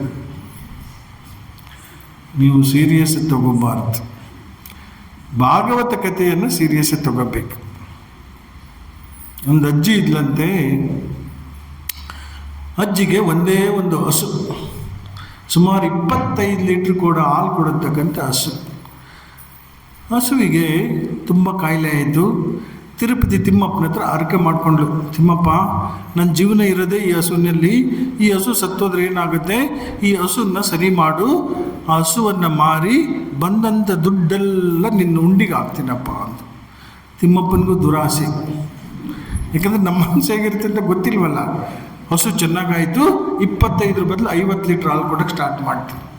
ಈ ಅಜ್ಜಿಗೆ ಭಾಳ ಚಿಂತೆ ಆಯಿತು, ಇದು ಡಬಲ್ ರೇಟ್ಗೆ ಹೋಗುತ್ತಲ್ಲ, ಈ 25,000 ಇರೋದು 50,000ಕ್ಕೆ ಹೋಗುತ್ತಲ್ಲ, 50,000 ತಗೊಂಡಾಗ ನಾನು ತಿರುಪತಿ ತಿಮ್ಮಪ್ಪಗೆ ಹಾಕೋಕ್ಕಾಗುತ್ತಾ?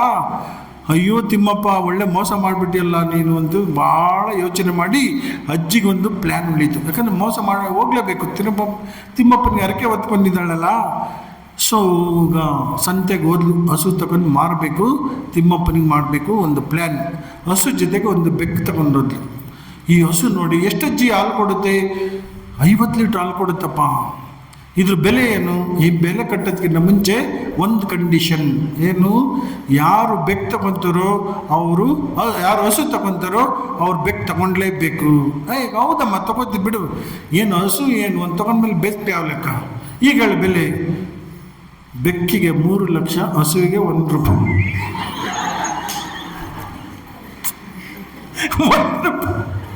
1 ರೂಪಾಯಿ ತಗೊಂಡೋಗಿ ತಿಮ್ಮಪ್ಪನಿಗೆ ಹಾಕಿ, ತಿಮ್ಮಪ್ಪ ಹಸು ಮಾರಿ ದುಡ್ಡಿನೆಲ್ಲ ನಿನಗೆ ಹಾಕಿದ್ದೀನಪ್ಪ ಅಂಥೇಳಿ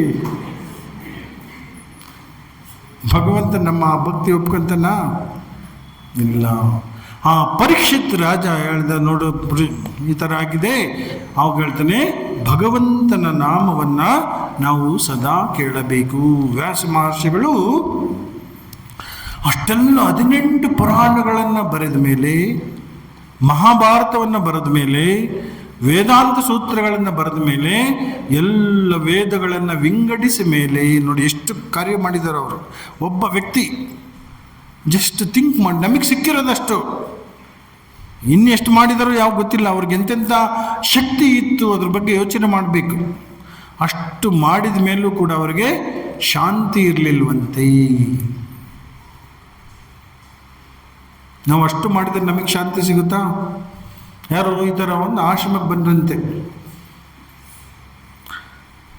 ಯಾರು ಇನ್ನೊಬ್ಬರು ವಾಲಂಟಿಯರ್ ಇದ್ರು, ಕೇಳಿದರು ಯಾಕೆ ಬಂದಿದ್ದೀರಾ ಅಂತ. ನಮಗೆ ಪೀಸ್ ಆಫ್ ಮೈಂಡ್ ಇಲ್ಲ, ಅದಕ್ಕೆ ಸ್ವಾಮೀಜಿಯವ್ರನ್ನ ನೋಡೋಕ್ಕೆ ಬಂದಿದ್ದೀವಿ ಅಂತ. ಯಾರು ನೋಡ್ಬೇಕು? ಇಂಥ ಸ್ವಾಮೀಜಿಯವ್ರು ನೋಡಬೇಕು. ಇಲ್ಲ, ಅವರು ಪಕ್ಕದ ಆಶ್ರಮಕ್ಕೆ ಹೋಗಿದ್ದಾರೆ. ಯಾಕೆ ಹೋಗಿದ್ದಾರೆ? ಪೀಸ್ ಆಫ್ ಮೈಂಡ್ಗೆ ಹೋಗಿದ್ದಾರೆ.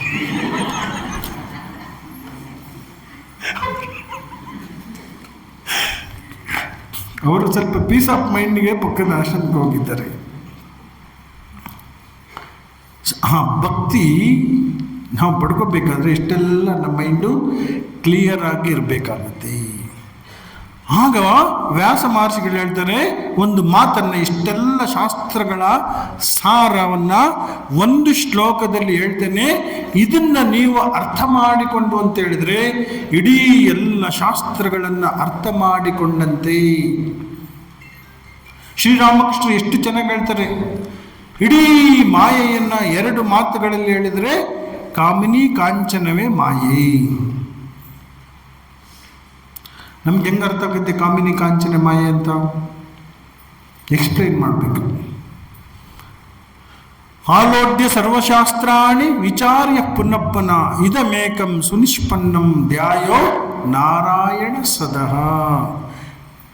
ಆಲೋಡ್ಯ ಸರ್ವಶಾಸ್ತ್ರಾಣಿ, ಎಲ್ಲ ಶಾಸ್ತ್ರಗಳನ್ನು ಚೆನ್ನಾಗಿ ಮಜ್ಜಿಗೆ ಕಡಿದಂಗೆ, ಹೆಂಗೆ ನಾವು ಮೊಸರನ್ನು ಕಡಿತೀವಿ, ಮೊಸರನ್ನ ಚೆನ್ನಾಗಿ ಕಡಿದಾಗ ಏನು ಬರುತ್ತೆ? ಬೆಣ್ಣೆ ಬರುತ್ತೆ. ಆ ರೀತಿ ಚೆನ್ನಾಗಿ ಚಿಂತನೆ ಮಾಡಿ, ವಿಚಾರ ಮಾಡಿ, ಇಷ್ಟೆಲ್ಲ ಮಾಡಿ ಕೂಡ ಬಂದಂಥದ್ದೇನು? ಒಂದು ಸಾರ. ಎಲ್ಲ ಶಾಸ್ತ್ರಗಳ ಸಾರ ಏನು ಅಂತ ಹೇಳಿದ್ರೆ, ಭಗವಂತನನ್ನು ಸದಾ ಚಿಂತನೆ ಮಾಡು. ರಾಮಕೃಷ್ಣ ಹೇಳ್ತಾರೆ, ನಮ್ಮ ಎಲ್ಲ ದುಃಖ ದುರಿತಗಳಿಗೆ ಕಾರಣ ಏನು? ನಾವು ಭಗವಂತನಲ್ಲಿ ಭಕ್ತಿಯನ್ನು ಬೆಳೆಸಿಕೊಳ್ಳದೆ ಇರತಕ್ಕಂಥದ್ದು. ಅದನ್ನೇ ಶುಕ ಮಹರ್ಷಿಗಳು ಹೇಳ್ತಾರೆ, ಏ ಪರೀಕ್ಷಿತ್ ರಾಜ, ಇನ್ನು 7 ದಿವಸಗಳಿದೆ, ನಿನಗೆ ಭಗವಂತನ ಮಹಿಮೆಯನ್ನು, ಕೀರ್ತನೆಯನ್ನು, ಅವನ ಭಜನೆಯನ್ನು ಹೇಳ್ಕೊಡ್ತೀನಿ. ಆದ ಶ್ರವಣ ಮನನ ಮಾಡ್ತು ಅಂತ ಹೇಳಿದರೆ ನೀನು ಎಲ್ಲ ಭವಬಂಧನದಿಂದ ಮುಕ್ತನಾಗಿ ಹೋಗ್ತೀಯ ಅಂತೇಳಿ ಕೊನೆಗೆ ಅವನು ಏಕಾಗ್ರ ಮನಸ್ಸನ್ನು ಮಾಡಿ ಸಂಪೂರ್ಣವಾಗಿ ಮನಸ್ಸನ್ನು ಭಗವಂತನಲ್ಲಿ ಲಯಗೊಳಿಸಿ ಮೃತ್ಯುವನ್ನು ಗೆದ್ದು ಹೋಗುತ್ತಾನೆ. ಭಾಗವತ ಶ್ರವಣದದ್ದು. ಯಾಕೆ? ಅಂಥ ಗುರುಗಳು ಹೇಳಿದರು, ಅಂಥ ಶಿಷ್ಯ ಕೇಳಿದ.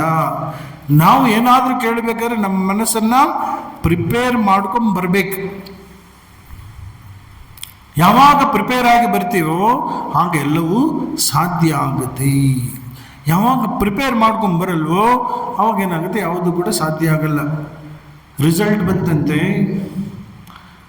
ಮಾರ್ಕ್ಸ್ ಕಾರ್ಡ್ ತಂದು ತೋರಿಸಿದ ಮಗ, ಟೆನ್ಷನ್ನಲ್ಲಿದ್ದ ಅಪ್ಪ, ಚೆನ್ನಾಗಿ ಬೈದಾಗ್ದ, ಎಷ್ಟು ಟ್ಯೂಷನ್ಗೆ ಕಳಿಸಿದೆ, ಇಲ್ಲಿ ಕಳಿಸಿದೆ, ಅಳ್ದು ಕಳಿಸಿದೆ, ಫೇಲ್ ಮಾರ್ಕ್ಸ್ ಕಾರ್ಡ್ ತಂದಿದೆ, ನಾಚಿಕೆ ಆಗಲ್ವಾ ನಿನಗೆ ಅಂತ. ಮಗ ಹೇಳಿದಂತೆ, ಅಪ್ಪ ಇದು ನಿನ್ನ ಸರ್ಟಿಫಿಕೇಟ್,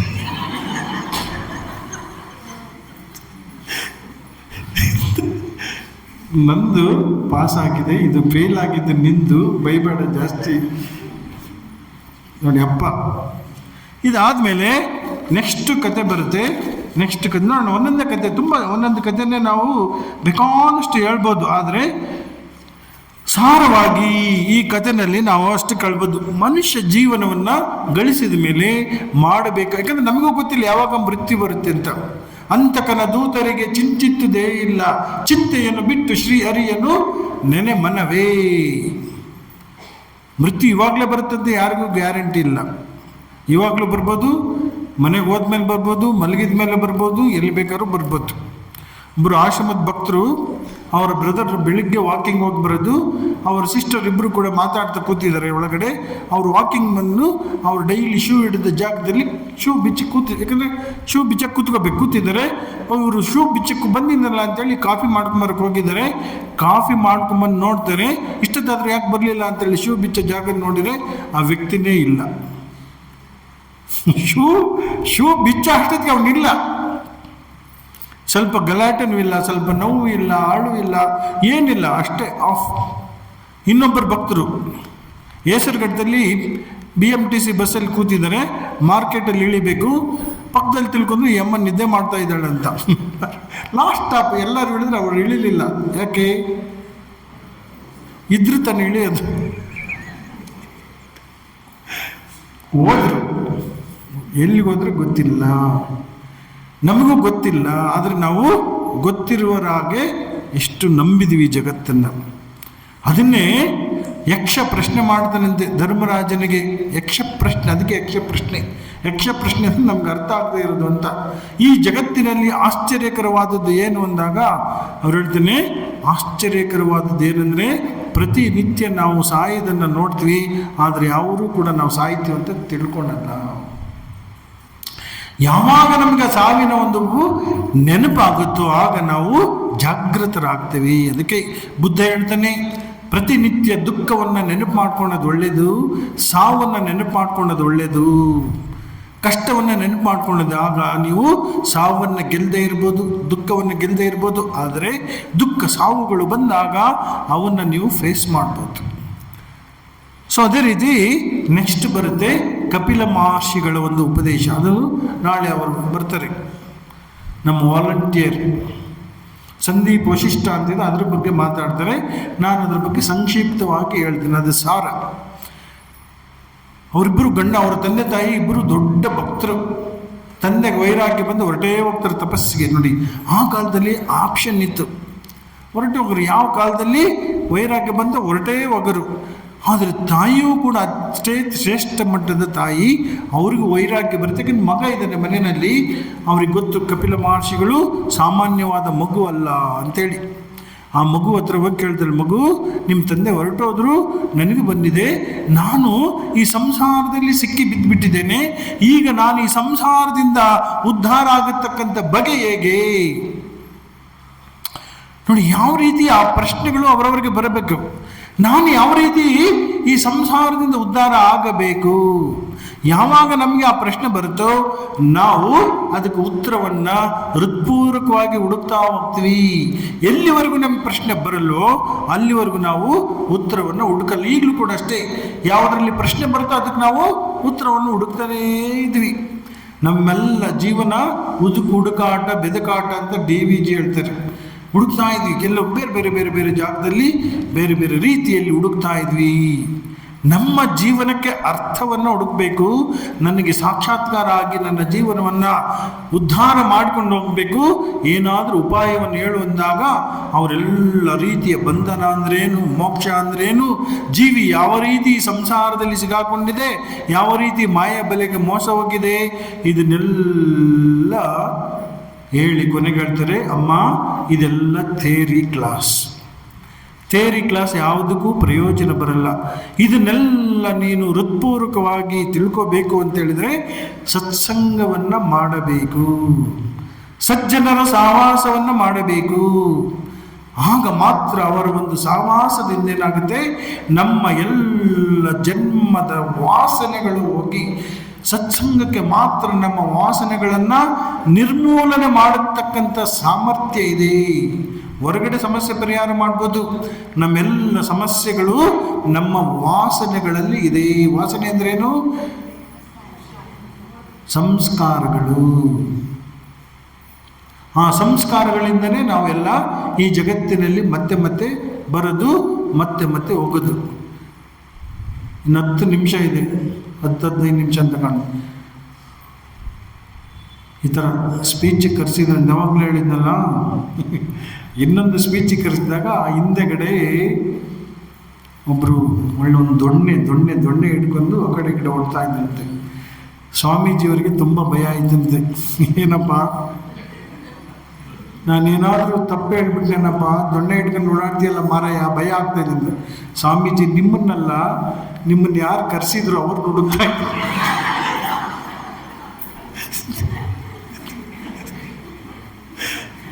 ನಿಮ್ಮನ್ನು ಕರೆಸಿದಾರಲ್ಲ ಅವ್ರು ಹುಡುಕ್ತಾ ಇದ್ದೀನಿ. ಆಮೇಲೆ ಯಾರು ದೊಣ್ಣೆ ಹಿಡ್ಕೊಂಡು ಹುಡುಕ್ಬಾರ್ದು ಟೈಮ್ ಆದಮೇಲೆ. ಈ ಸಂಸ್ಕಾರಗಳು ಎಷ್ಟು ಕಷ್ಟ ಹೋಗೋದಕ್ಕೆ ಅನ್ನೋದು ಒಂದು ಕತೆ. ಒಬ್ಬ ಮಹರ್ಷಿ ತಪಸ್ಸು ಮಾಡ್ತಾ ಇದ್ರಂತೆ. ತಪಸ್ಸು ಮಾಡ್ತಾ ಇರ್ಬೇಕಾದ್ರೆ ಆಕಾಶ ಮಾರ್ಗದಲ್ಲಿ ಒಂದು ಹದ್ದು ಒಂದು ಇಲಿಯನ್ನು ಹಿಡ್ಕೊಂಡು ಹೋಗ್ತಾ ಇತ್ತು. ಇಲಿ ಮರಿ. ಅದು ಆಯ ತಪ್ಪಿ ಆ ಋಷಿಗಳ ಕೈಯಲ್ಲಿ ಬಿತ್ತು. ಆ ಋಷಿಗಳಿಗೆ ಆ ಮರಿಯ ಮೇಲೆ ಅಪಾರವಾದ ಪ್ರೀತಿ ಬಂತು. ಅದನ್ನು ತನ್ನ ಹೆಣ್ಣು ಇಲಿ ತನ್ನ ತಪಶಕ್ತಿಯಿಂದ ಅದಕ್ಕೆ ಒಂದು ಹೆಣ್ಣು ಶರೀರವನ್ನು ಮಾಡಿದ, ಮಗಳನ್ನಾಗಿ ಮಾಡಿದ. ಅದಕ್ಕೆ ಒಳ್ಳೆ ಸಂಸ್ಕಾರವನ್ನು ಕೊಟ್ಟು ಆಶ್ರಮದಲ್ಲಿ ಬೆಳೆಸಿ ವಿದ್ಯಾಭ್ಯಾಸವನ್ನು ಕೊಟ್ಟ. ಮದುವೆ ವಯಸ್ಸು ಬಂತು, ಏನು ಮಾಡಬೇಕು? ಮದುವೆ ಮಾಡಬೇಕು. ಸಾಮಾನ್ಯದ ಮಗಳು ಅವಳು. ಯಾರ ಮಗಳು? ಋಷಿ ಮಗಳು. ಅಂಥವ್ರಿಗೆ ಕೊಟ್ಟು ಮದುವೆ ಮಾಡ್ಬೇಕು ತಾನೆ. ಸ್ಟೇಟಸ್. ಸೂರ್ಯನನ್ನು ಕರೆಸಿದರು. ಸೂರ್ಯದೇವ ಬಾ, ನನ್ನ ಮಗಳ ಮದುವೆ ಆಗು. ಸೂರ್ಯದೇವ ಬಂದ. ನಾನೇನು ಮಗಳನ್ನ ಮದುವೆ ಆಗ್ತೀನಪ್ಪ, ನಿನ್ನ ಮಗಳು ಒಪ್ಕೋಬೇಕಲ್ಲ, ಕನ್ಸೆಂಟ್. ಈಗೆಲ್ಲ ಕನ್ಸೆಂಟ್ ಇರಬೇಕು. ಹೋದ್ರು, ಒಬ್ಬರನ್ನೊಬ್ಬರು ಬಿಟ್ಟರು. ಅಪ್ಪ ಒಬ್ಬ ಅವನು ಸುಡ್ತಾನೆ, ಅವನು ಅಯ್ಯಯ್ಯೋ ನಾನು ಅವನ ಜೊತೆ ಬದುಕ ಬೇಡ. ಸೂರ್ಯನ ಕರೆಸು, ಅವನು ಯಾವಾಗಲೂ ತಣ್ಣಗಿರ್ತಾನೆ, ಬೇಡ. ವಾಯುವನ್ನು ಕರೆಸು. ಎಲ್ಲ ದೇವತೆಗಳನ್ನು ರಿಜೆಕ್ಟ್ ಮಾಡಿದ್ಲು. ಕೊನೆಗೊಂದಿನ ಹೂವು ಆ ಥರ ಕೊಡ್ತಾ ಇದ್ಲು. ಅಲ್ಲಿ ಒಂದು ಯಜ್ಞ ಬಿಲ ತೋಡ್ತಾ ಇತ್ತು. ಓಡೋಡಿ ಬಂದ್ಲು, ಅಪ್ಪ ನಾನು ಒಳ್ಳೆ ಸುಂದರನನ್ನು ನೋಡಿದ್ದೇನೆ, ದಯವಿಟ್ಟು ನನಗೆ ಮದುವೆ ಮಾಡಿಕೊಡು ಅಂತ. ಅಪ್ಪನಿಗೆ ಖುಷಿ ಆಯಿತು. ಅಬ್ಬಾ, ಇಷ್ಟು ವರ್ಷ ಆದಮೇಲೆ ಒಬ್ಬ ಹುಡುಗನ ಹುಡುಕಿದೆಯಲ್ಲಮ್ಮ, ಯಾವ ಪುಣ್ಯಾತ್ಮ ಬಾ ತೋರಿಸು ಅಂದರೆ ಒಂದು ಯಜ್ಞ. ನೀರು ತಗೊಂಡು ಪುನರ್ಮೋಷಕ್ಕೆ ಒಬ್ಬ ಇಲ್ಲಿ ಮಾಡಿಬಿಟ್ಟ. ಅದರ ಜೊತೆ ಹೊರಟೆ ಹೋಯ್ತು. ನಾವು ಹೊರಗಡೆ ಏನೇ ಇದ್ರೂ ಕೂಡ ನಮ್ಮ ಒಳಗಡೆ ಸಂಸ್ಕಾರಗಳಂತ ಇರುತ್ತೆ. ಆ ಸಂಸ್ಕಾರಗಳೇ ನಮ್ಮನ್ನು ಮತ್ತೆ ಮತ್ತೆ ಈ ಜಗತ್ತಿಗೆ ಎಳ್ಕೊಂಡ್ಬರುತ್ತೆ. ಏ ತಾಯಿ, ನೀನೇನಾದರೂ ಕೂಡ ಈ ಎಲ್ಲ ಭವಬಂಧನದಿಂದ ಮುಕ್ತಳಾಗಿ ಹೋಗಬೇಕು, ಭಗವಂತನ ಸಾಕ್ಷಾತ್ಕಾರ ಮಾಡ್ಕೋಬೇಕು ಅಂತೇಳಿದರೆ ನಿನಗಿರ್ತಕ್ಕಂಥ ಒಂದೇ ಮಾರ್ಗ ಅಂತೇಳಿದರೆ ಸತ್ಸಂಗವನ್ನು ಮಾಡಬೇಕು. ಅಂಥವರ ಸಹವಾಸ ಮಾಡಿದಾಗ ಅವರು ನಮ್ಮ ಎಲ್ಲ ವಾಸನೆಗಳನ್ನು ನಿರ್ಮೂಲನೆ ಮಾಡ್ತಾರೆ, ಎಲ್ಲವನ್ನೂ ಅವರು ತೆಗೆದು ನಾಶ ಮಾಡ್ತಾರೆ, ನಮ್ಮನ್ನು ಶ್ರೇಷ್ಠವಾದ ವ್ಯಕ್ತಿಗಳನ್ನಾಗಿ ಮಾಡ್ತಾರೆ. ಸತ್ಸಂಗತ್ವೇ ನಿಸ್ಸಂಗತ್ವಂ, ನಿಸ್ಸಂಗತ್ವೇ ನಿರ್ಮೋಹತ್ವಂ, ನಿರ್ಮೋಹತ್ವೇ ನಿಶ್ಚಲತತ್ವಂ, ನಿಶ್ಚಲತತ್ವೇ ಜೀವನ್ ಮುಕ್ತಿ ಅಂತ ಶಂಕರಾಚಾರ್ಯ. ಒಂದು ಸತ್ಸಂಗ ಸಿಕ್ಕಿದರೆ ಮುಕ್ತಿ ಸಿಕ್ಕೇ ಸಿಗುತ್ತೆ. ಅದರಿಂದ ನೀನು ಪಾರ್ವತಿನೂ ಕೂಡ ಪರ್ವತರಾಜನಿಗೆ ಬೇಕಾದಷ್ಟು ದರ್ಶನಗಳು ಮಾಡುತ್ತಂತೆ. ಆಗ ಪರ್ವತರಾಜ ಹೇಳ್ತಾನಂತೆ, ನನಗೆ ಬ್ರಹ್ಮಜ್ಞಾನ ಬೇಕಮ್ಮ ಪಾರ್ವತಿ, ಸಾಕ್ಷಾತ್ ಜಗನ್ಮಾತೆ. ಆಗ ಪಾರ್ವತಿ ಹೇಳ್ತಾಳೆ, ಇದನ್ನು ನಾನು ಕೊಡಕ್ಕೆ ಬರಲ್ಲ, ನೀನು ಅದು ಬ್ರಹ್ಮಜ್ಞಾನ ಬೇಕಾದರೆ ಸತ್ಸಂಗವನ್ನು ಮಾಡು. ಇಲ್ಲೂ ಕೂಡ ಕಪಿಲ ಮಹರ್ಷಿಗಳು ಅವ್ರ ಮಕ್ಕಳಿಗೆ ಹೇಳ್ತಾರೆ. ಈಗ ನಮ್ಮೆಲ್ಲರಿಗೂ ಕೂಡ ಸರಿ ಹೋಗತಕ್ಕಂಥ ಇನ್ನೊಂದು ಕತೆ ಅದರಲ್ಲಿ ಬರುತ್ತೆ. ನಾವೆಲ್ಲ ಈ ಜಗತ್ತಿನ ಹಿಂದೆ ಅನುಭವಿಸಬೇಕು, ಸುಖವನ್ನು ಬಯಸಿ ಬಯಸಿ ಹೊರಟೆ ಹೋಗ್ತಾ ಇದ್ದೀವಿ. ಆ ಸುಖದಿಂದ ಏನಾಗುತ್ತೆ? ಸುಖವನ್ನು ಅನುಭವಿಸಿದ್ರೆ ದುಃಖವನ್ನು ಅನುಭವಿಸ್ಲೇಬೇಕು. ಒಂದು ಮೂವಿ ಇತ್ತಂತೆ, ಮೂವಿ ಥಿಯೇಟರ್ ಹೊಸದಾಗಿ ರಿಲೀಸ್ ಆಗಿತ್ತಂತೆ. ಹೊಸದಾಗಿ ಒಂದು ಬೋರ್ಡ್ ಹಾಕಿದ್ರು, ಎಂಟ್ರಿ ಫ್ರೀ, ಎಂಟ್ರಿ ಫ್ರೀ. ಬಂತು, ಎಲ್ಲೆಲ್ಲಿ ನೋಡಿದ್ರು ಜನ ಜನ ಜನ ಜನ ಜನ ಜನ ಜನ. ಮೂವಿ ಎಂಜಾಯ್ ಮಾಡಿದ್ರು 2.5 hours. ಹೇಳಲೇ ಇಲ್ಲ ಯಾರು. ಆವಾಗ ಎಲ್ಲ ಬಾಗ್ಲು ಹಾಕಿದ್ರಂತೆ. ಹೋಗ್ತಾ ಎಲ್ಲರೂ ಡಬಲ್ ಚಾರ್ಜ್ ಕೊಡಬೇಕು, ನಾವು ಎಕ್ಸಿಟ್ ಫ್ರೀ ಅಂತ ಹೇಳಿಲ್ವ.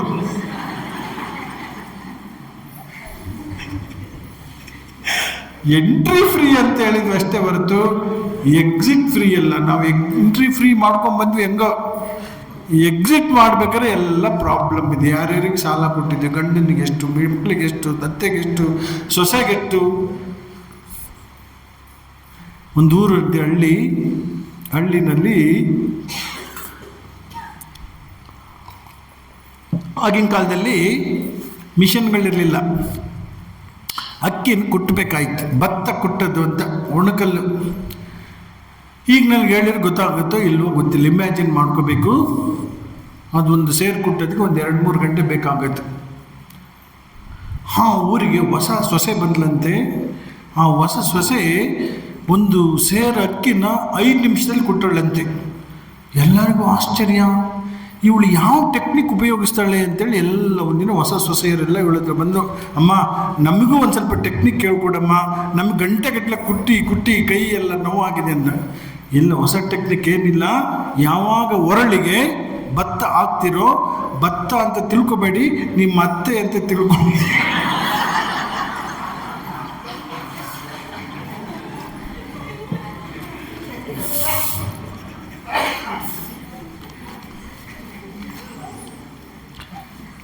ಎಕ್ಸಿಟ್ ಹೋಗ್ಬೇಕಾದ್ರೆ ನಾವೆಲ್ಲ ಅತ್ತೆ ಥರ ಕೊಟ್ಟಿಸ್ಕೋಬೇಕು. ಅದಕ್ಕೆ ಎಂಟ್ರಿ ಯಾಕೆ ಫ್ರೀ ಮಾಡಿದ್ದಾರೆ, ಹೆಂಗೆ ಮಾಡಿದ್ದಾರೆ ಅದೆಲ್ಲ ನೋಡ್ಕೊಂಡು ಬರಬೇಕು. ಯಯಾತಿ ಅಂತ ಒಬ್ಬ ರಾಜ ಇದ್ದ. ಯಯಾತಿ ರಾಜ ತುಂಬ ಒಳ್ಳೆಯವನು, ಎಂಜಾಯ್ ಮಾಡ್ತಾ ಇದ್ದ. ಅವನಿಗೇನೋ ಒಂದ್ಸರಿ ತುಂಬ ನೋಡಿ, ಎಲ್ಲಿ ಹೋದ್ರೂ ಕೂಡ ಅಹಂಕಾರ ಬರುತ್ತೆ. ಋಷಿಗಳನ್ನು ಒಬ್ಬರನ್ನ ಅವನು ಅವಮಾನ ಮಾಡಿಬಿಡ್ತಾನೆ. ಆಗ ಅವರು ಶಾಪ ಹಾಕ್ಬಿಡ್ತಾರೆ, ನೀನು ಮುದುಕ ಆಗು ಅಂತ. ಆಗ ಪಶ್ಚಾತ್ತಾಪ ಪಡ್ತಾನೆ. ಋಷಿಗಳು ಹೇಳ್ತಾರೆ, ಏನು ಮಾಡೋಕ್ಕೆ ಬರಲ್ಲ, ಆದರೂ ಒಂದು ಚಾಯ್ಸ್ ಕೊಡ್ತೀನಿ, ನಿನ್ನ ಮುದಿತನವನ್ನು ಯಾರಿಗಾದರೂ ಕೊಟ್ಟು ನೀನು ಅವರ ಯೌವನವನ್ನು ಎಕ್ಸ್ಚೇಂಜ್ ಮಾಡ್ಕೋಬೋದು, ಎಕ್ಸ್ಚೇಂಜ್ ಆಫರ್. ಸರಿ ಅಂತ ಹೇಳ್ಬಿಟ್ಟು ತನಗೆ 4 ಜನ ಮಕ್ಕಳು ಅಥವಾ 5 ಜನ ಇದ್ರಂತ ಕಾಣುತ್ತೆ, ಎಲ್ಲರನ್ನು ಕೇಳಿದ, ಹಿರಿಯವ್ರನ್ನು ಕೇಳಿದ, ಅಪ್ಪ ನನಗೆ ಈ ಥರ ತುಂಬ ಆಸೆ ಇದೆ, ದಯವಿಟ್ಟು ನನಗೆ ನಿಮ್ಮ ವಯಸ್ಸನ್ನು ಕೊಡಿ ಎಂದಾಗ ಮಗ ಬೈದ, ನೀನು ಮುದುಕಾಗಿದೆ, ಅಷ್ಟು ವರ್ಷ ಅನುಭವಿಸಿದೆಯಾ, ನನ್ನ ಆಯಸ್ಸನ್ನು ಕೇಳಿದ್ರೆ ನಾಚಿಕೆ ಆಗಲ್ವಾ ಅಂತ ಚೆನ್ನಾಗಿ ಬೈದ ಮೇಲೆ ಹೋಯ್ತು. 2ನೇವನು ಹೋದ, 3ನೇವನು ಹೋದ, 4 ನೋಡಿ ಯಾರು ಕೂಡ ಬರಲ್ಲ. ಆದರೆ ಕೊನೆಯವನು ಪಿತೃಭಕ್ತಿ, ತಂದೆ ಭಕ್ತಿ, ಎಲ್ಲ ಮಕ್ಕಳು ಕೆಟ್ಟರಿರಲ್ಲ. ಆಯ್ತಪ್ಪ, ನೀನು ಈ ಶರೀರವನ್ನು ಕೊಟ್ಟಿದೆಯಾ, ಈ ಶರೀರವನ್ನು ನೀನೇ ಉಪಯೋಗಿಸ್ಕೋ ಅಂಥೇಳಿ ಮುದಿತನವನ್ನು ತೆಗೆದುಕೊಂಡು ತನ್ನ ಯೌವನವನ್ನು ಅವನಿಗೆ ಕೊಟ್ಟ. ಮತ್ತು ಅವನು ಇನ್ನೊಂದು 60-70 ವರ್ಷಗಳ ಕಾಲ ಅನುಭವಿಸಿ ಒಂದು ಅದ್ಭುತವಾದ ಮಾತನ್ನು ಹೇಳ್ತಾನೆ. ಹೇ ಮಾನವ, ಈ ಪಾಠವನ್ನು ನನ್ನ ಜೀವನದಲ್ಲಿ ನಾನು ಕಲಿತಿದ್ದೇನೆ. ವಿಷಯ ವಸ್ತುಗಳನ್ನು ಅನುಭವಿಸಿ ಅದನ್ನು ತೃಪ್ತಿಗೊಳಿಸೋದು ಒಂದು ಈ ಜಗತ್ತಿನಲ್ಲಿ ಇಲ್ಲ. ಹೇಗೆ ಬೆಂಕಿಗೆ ತುಪ್ಪವನ್ನು ಒಯ್ದು ನಾವು ಅದನ್ನು ಆರಿಸ್ತೀವಂತ ಹೋಗ್ತೀವೋ, ಹಾಗೆ ವಿಷಯ ವಸ್ತುಗಳನ್ನು ಅನುಭವಿಸಿ ನಾನು ಈ ಇಂದ್ರಿಯಗಳನ್ನು ತೃಪ್ತಿಗೊಳಿಸ್ತೀನಿ ಅಂದರೆ ಆ ಥರ ಆಗುತ್ತೆ. ಯಾವತ್ತೂ ಕೂಡ ಅದಕ್ಕೆ ಕೈ ಹಾಕಬೇಡ. ಇದು ನನ್ನ ಅನುಭವದ ಮಾತು. ನಮ್ಮ ಎಲ್ಲ ಈಗೇನೇನು ಮಾಡರ್ನ್ ಪೀಪಲ್ ಎಲ್ಲ ಇದೆಯಲ್ಲ, ನಮ್ಮ ಜೀವನವೂ ಕೂಡ ಅದೇ ಥರ. ಏನಾದರೂ ಮಾಡಿ ಈ ಜಗತ್ತಿನಲ್ಲಿ ಸಿಕ್ಕದಂಗೆಲ್ಲ ನಾನು ಎಂಜಾಯ್ ಮಾಡ್ಕೊಂಡ್ಬಿಟ್ಟು ನಾನು ಚೆನ್ನಾಗಿರ್ತೀನಿ ಅಂದರೆ ಆಗಲ್ಲ. ಒಂದ್ಸರಿ ಒಬ್ಬ ಸ್ವರ್ಗಕ್ಕೆ ಹೋಗಿದ್ದಂತೆ. ಸ್ವರ್ಗದಲ್ಲಿ ಎಲ್ಲ ಟೈಮ್ ಟು ಟೈಮ್ ಹೇಳಿದ್ದೆಲ್ಲ ಬರುತ್ತೆ, ಸಂಕಲ್ಪ ಮಾತ್ರದಿಂದ. ಈಗ ನಮ್ಮ ಜೀವನವೂ ಕೂಡ ಥರ ಸ್ವರ್ಗ ಥರ ಇದೆ. 10 ಮಿನಿಟ್ಸಲ್ಲಿ ಎಲ್ಲ ಸಪ್ಲೈ ಮಾಡ್ತಾರೆ. ಆರ್ಡ್ರ್ ಮಾಡಿ 10 ಮಿನಿಟ್ಸ್ ಬರುತ್ತೆ. ಅವನಿಗೆ ಬೋರ್ ಆಯ್ತಂತೆ. ಬೋರ್ ಆದಾಗ ಅವನು ವಾರ್ಡನ್ ಹತ್ರ ಹೋದ, ಸ್ವರ್ಗದ ವಾರ್ಡನ್. ಹಾಸ್ಟೆಲೆಲ್ಲ ನೋಡ್ಕೊಳಕ್ಕಿರ್ತಾರಲ್ಲ ಆ ಥರ, ನನಗೆ ಒಂದು ಸ್ವಲ್ಪ ನರಕಕ್ಕೆ ಕಳಿಸ್ಕೊಡಿ, ಒಂದು 6 ತಿಂಗಳು ರಜಾ ಕೊಟ್ಟು ಅಂತ. ಅಲ್ಲಯ್ಯ, ಎಲ್ಲರೂ ನರಕದಿಂದ ಬಂದಿಲ್ಲ ಸ್ವರ್ಗ ಬೇಕಂತಾರೆ, ನೀನು ಸ್ವರ್ಗದಿಂದ ನರಕ ಹೋಗ್ದಿಲ್ಲ, ನೋಡ್ಕೊಂಬರ್ತೀನಿ ಅದು ಹೆಂಗಿದೆ ಅಂತ, ಸ್ವಲ್ಪ ಚೇಂಜ್. ಓಕೆ, ರಜೆ ತಗೊಂಡು ಹೋದ. ಅವ್ರು ಫೋನ್ ಮಾಡಿದ್ರಂತೆ, ನಮ್ಮ ಗೆಸ್ಟ್ ಬರ್ತಾರೆ ನೋಡ್ಕೊಳ್ಳಿ ಅಂತ. ಈ ಗೆಸ್ಟಿಗೆ ಒಳ್ಳೆ ರೆಡ್ ಕಾರ್ಪೆಟ್ ವೆಲ್ಕಮ್, ಆಮೇಲೆ AC room, time to time ಎಲ್ಲ ಸಮ್ ಚೇಂಜಸ್ ಇತ್ತು. ಆಮೇಲೆ ಒಂದು ರೌಂಡು ಇವನ ಅಪ್ಪನ್ನ ಕೊಲೆ ಮಾಡಿದ್ಕೆ ಶಿಕ್ಷೆ, ಇವನ ಹೆಂಡತಿ ಕೊಲೆ ಮಾಡಿದ್ಕೆ ಶಿಕ್ಷೆ ಎಲ್ಲ ತೋರಿಸ್ಕೊಂಬರೋದು, ಮತ್ತು ಒಳ್ಳೆ ರೂಮ್ ಕೊಡೋದು. ಇವನಿಗೆ ಬೇಕಾದಾಗ ಸ್ವರ್ಗ ಥರ ಅಲ್ಲ, ಇವನಿಗೆ ಬೇಕಾದಾಗ ಎಲ್ಲ ಕೊಡೋದಿಲ್ಲ. ಅವನು ಯೋಚನೆ ಮಾಡಿದ, ನೆಕ್ಸ್ಟ್ ಬಂದರೆ ನಾನು ಎಲ್ಲಿ ಬರಬೇಕು, ನರಕಕ್ಕೆ ಬರಬೇಕು, ಸ್ವರ್ಗಕ್ಕೆ ಹೋಗ್ಬೋದು, ಅಲ್ಲಿ ಏನು ಬದಲಾವಣೆ ಇಲ್ಲ, ಬರೀ ಎಂಜಾಯ್ ಮಾಡಿತ್ತು. ಸೊ ಅಲ್ಲಿಗೆ ಹೋಗ್ಬೇಕಾದ್ರೆ ಕ್ವಾಲಿಫಿಕೇಷನ್ ಬೇಕಲ್ಲ. ನರಕಕ್ಕೆ ಹೋಗ್ಬೇಕಾದ್ರೆ ಏನು ಕ್ವಾಲಿಫಿಕೇಷನ್ನು? ಪಾಪ ಅದು ಸುಲಭ ಮಾಡ್ದ. ಅಷ್ಟು ಹೋದ ತಕ್ಷಣ ಅಲ್ಲಿ ಚೆನ್ನಾಗಿ ಕೊತ್ತ ಕುದಿತಾ ಇತ್ತು. ದೊಡ್ಡ ಒಂದು 100 ಲೀಟ್ರ್ ಎಣ್ಣದ ಬಾಂಡ್ಲಿ. ಅವನ್ನ ಕಾಲನ್ನು ಮೇಲೆತ್ತಿ ತಲೆಯನ್ನು ಕೆಳಗಡೆ ಮಾಡಿ ಬೋಂಡ ಥರ ಬಿಡಕ್ಕೆ ಹೋದ್ರಂತೆ. ಅವನು ಸ್ಟಾಪ್ ಅಂದ. ಯಾಕೆ ಅಂದ, 3 ಸರಿ ಬಂದಾಗ ರೆಡ್ ಕಾರ್ಪೆಟ್ ಹಾಕಿದ್ರಿ, ಈ ಸರಿ ಬಂದಾಗ ಈ ಥರ ಮಾಡ್ತಿರಲ್ಲ ಅಂತ ಹೇಳಿದಂತೆ. 3 ಸರಿ ನೀವು ಗೆಸ್ಟ್ ಹಾಕಿದ್ರಿ ಸರ್, ಈ ಸರಿ ಕಸ್ಟಮರ್.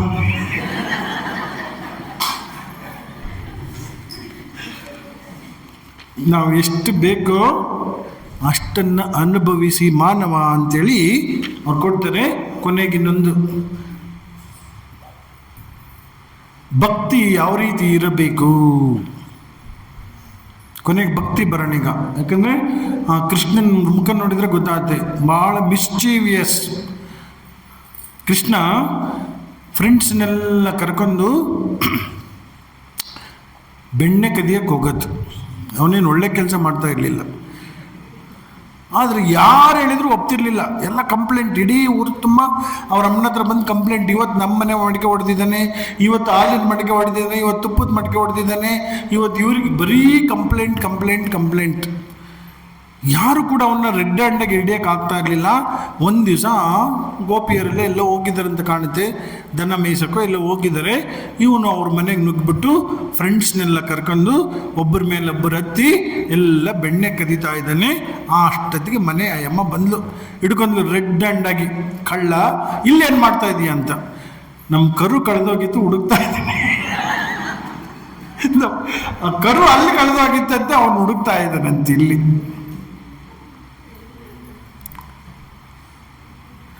ನೋಡಿ ಎಂಥ ಮಿಸ್ಚಿವಿಯಸ್.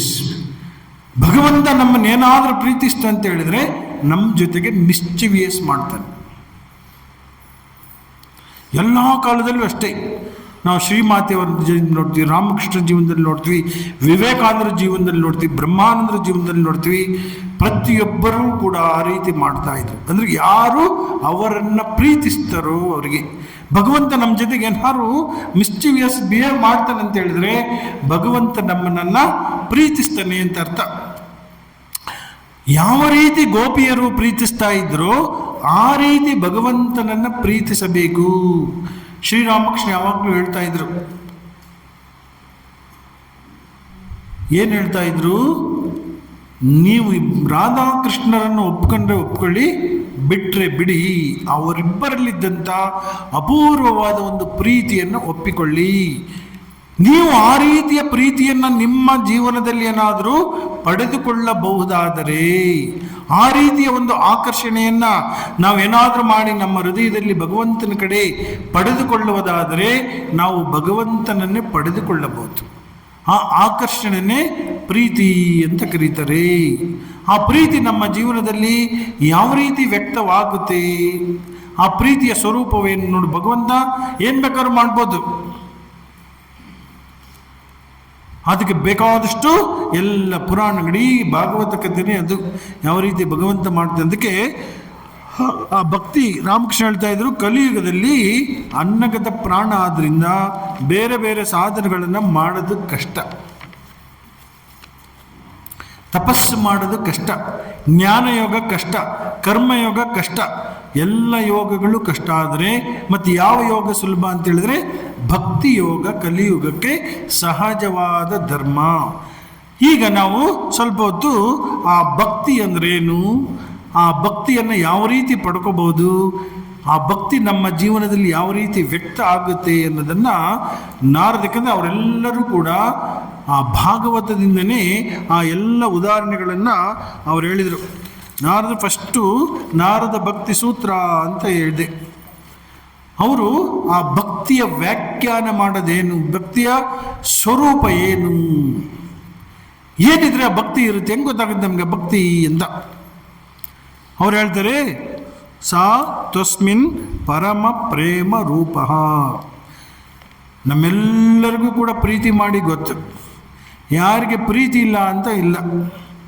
ತಂದೆ ತಾಯಿಗಳನ್ನ ಪ್ರೀತಿಸ್ತಾರೆ, ತಾಯಿ ಮಕ್ಕಳನ್ನು ಪ್ರೀತಿಸ್ತಾರೆ, ಮಕ್ಕಳು ಫ್ರೆಂಡ್ಸನ್ನು ಪ್ರೀತಿಸ್ತಾರೆ. ಎಲ್ಲರೂ ಒಂದಲ್ಲ ಒಂದು ರೀತಿ ಎಂಥ ಕಠೋರ ಹೃದಯಗಳಾದರೂ ಕೂಡ ನಮ್ಮ ಹೃದಯದಲ್ಲಿ ಪ್ರೀತಿ ಇರುತ್ತೆ. ನಾವೆಲ್ಲ ರಾವಣ ಅಷ್ಟು ದುಷ್ಟ ಅದೆಲ್ಲ ಓದ್ತೀವಿ, ಶ್ರೀರಾಮಕೃಷ್ಣ ವಚನವೇದದಲ್ಲಿ ಬರುತ್ತೆ.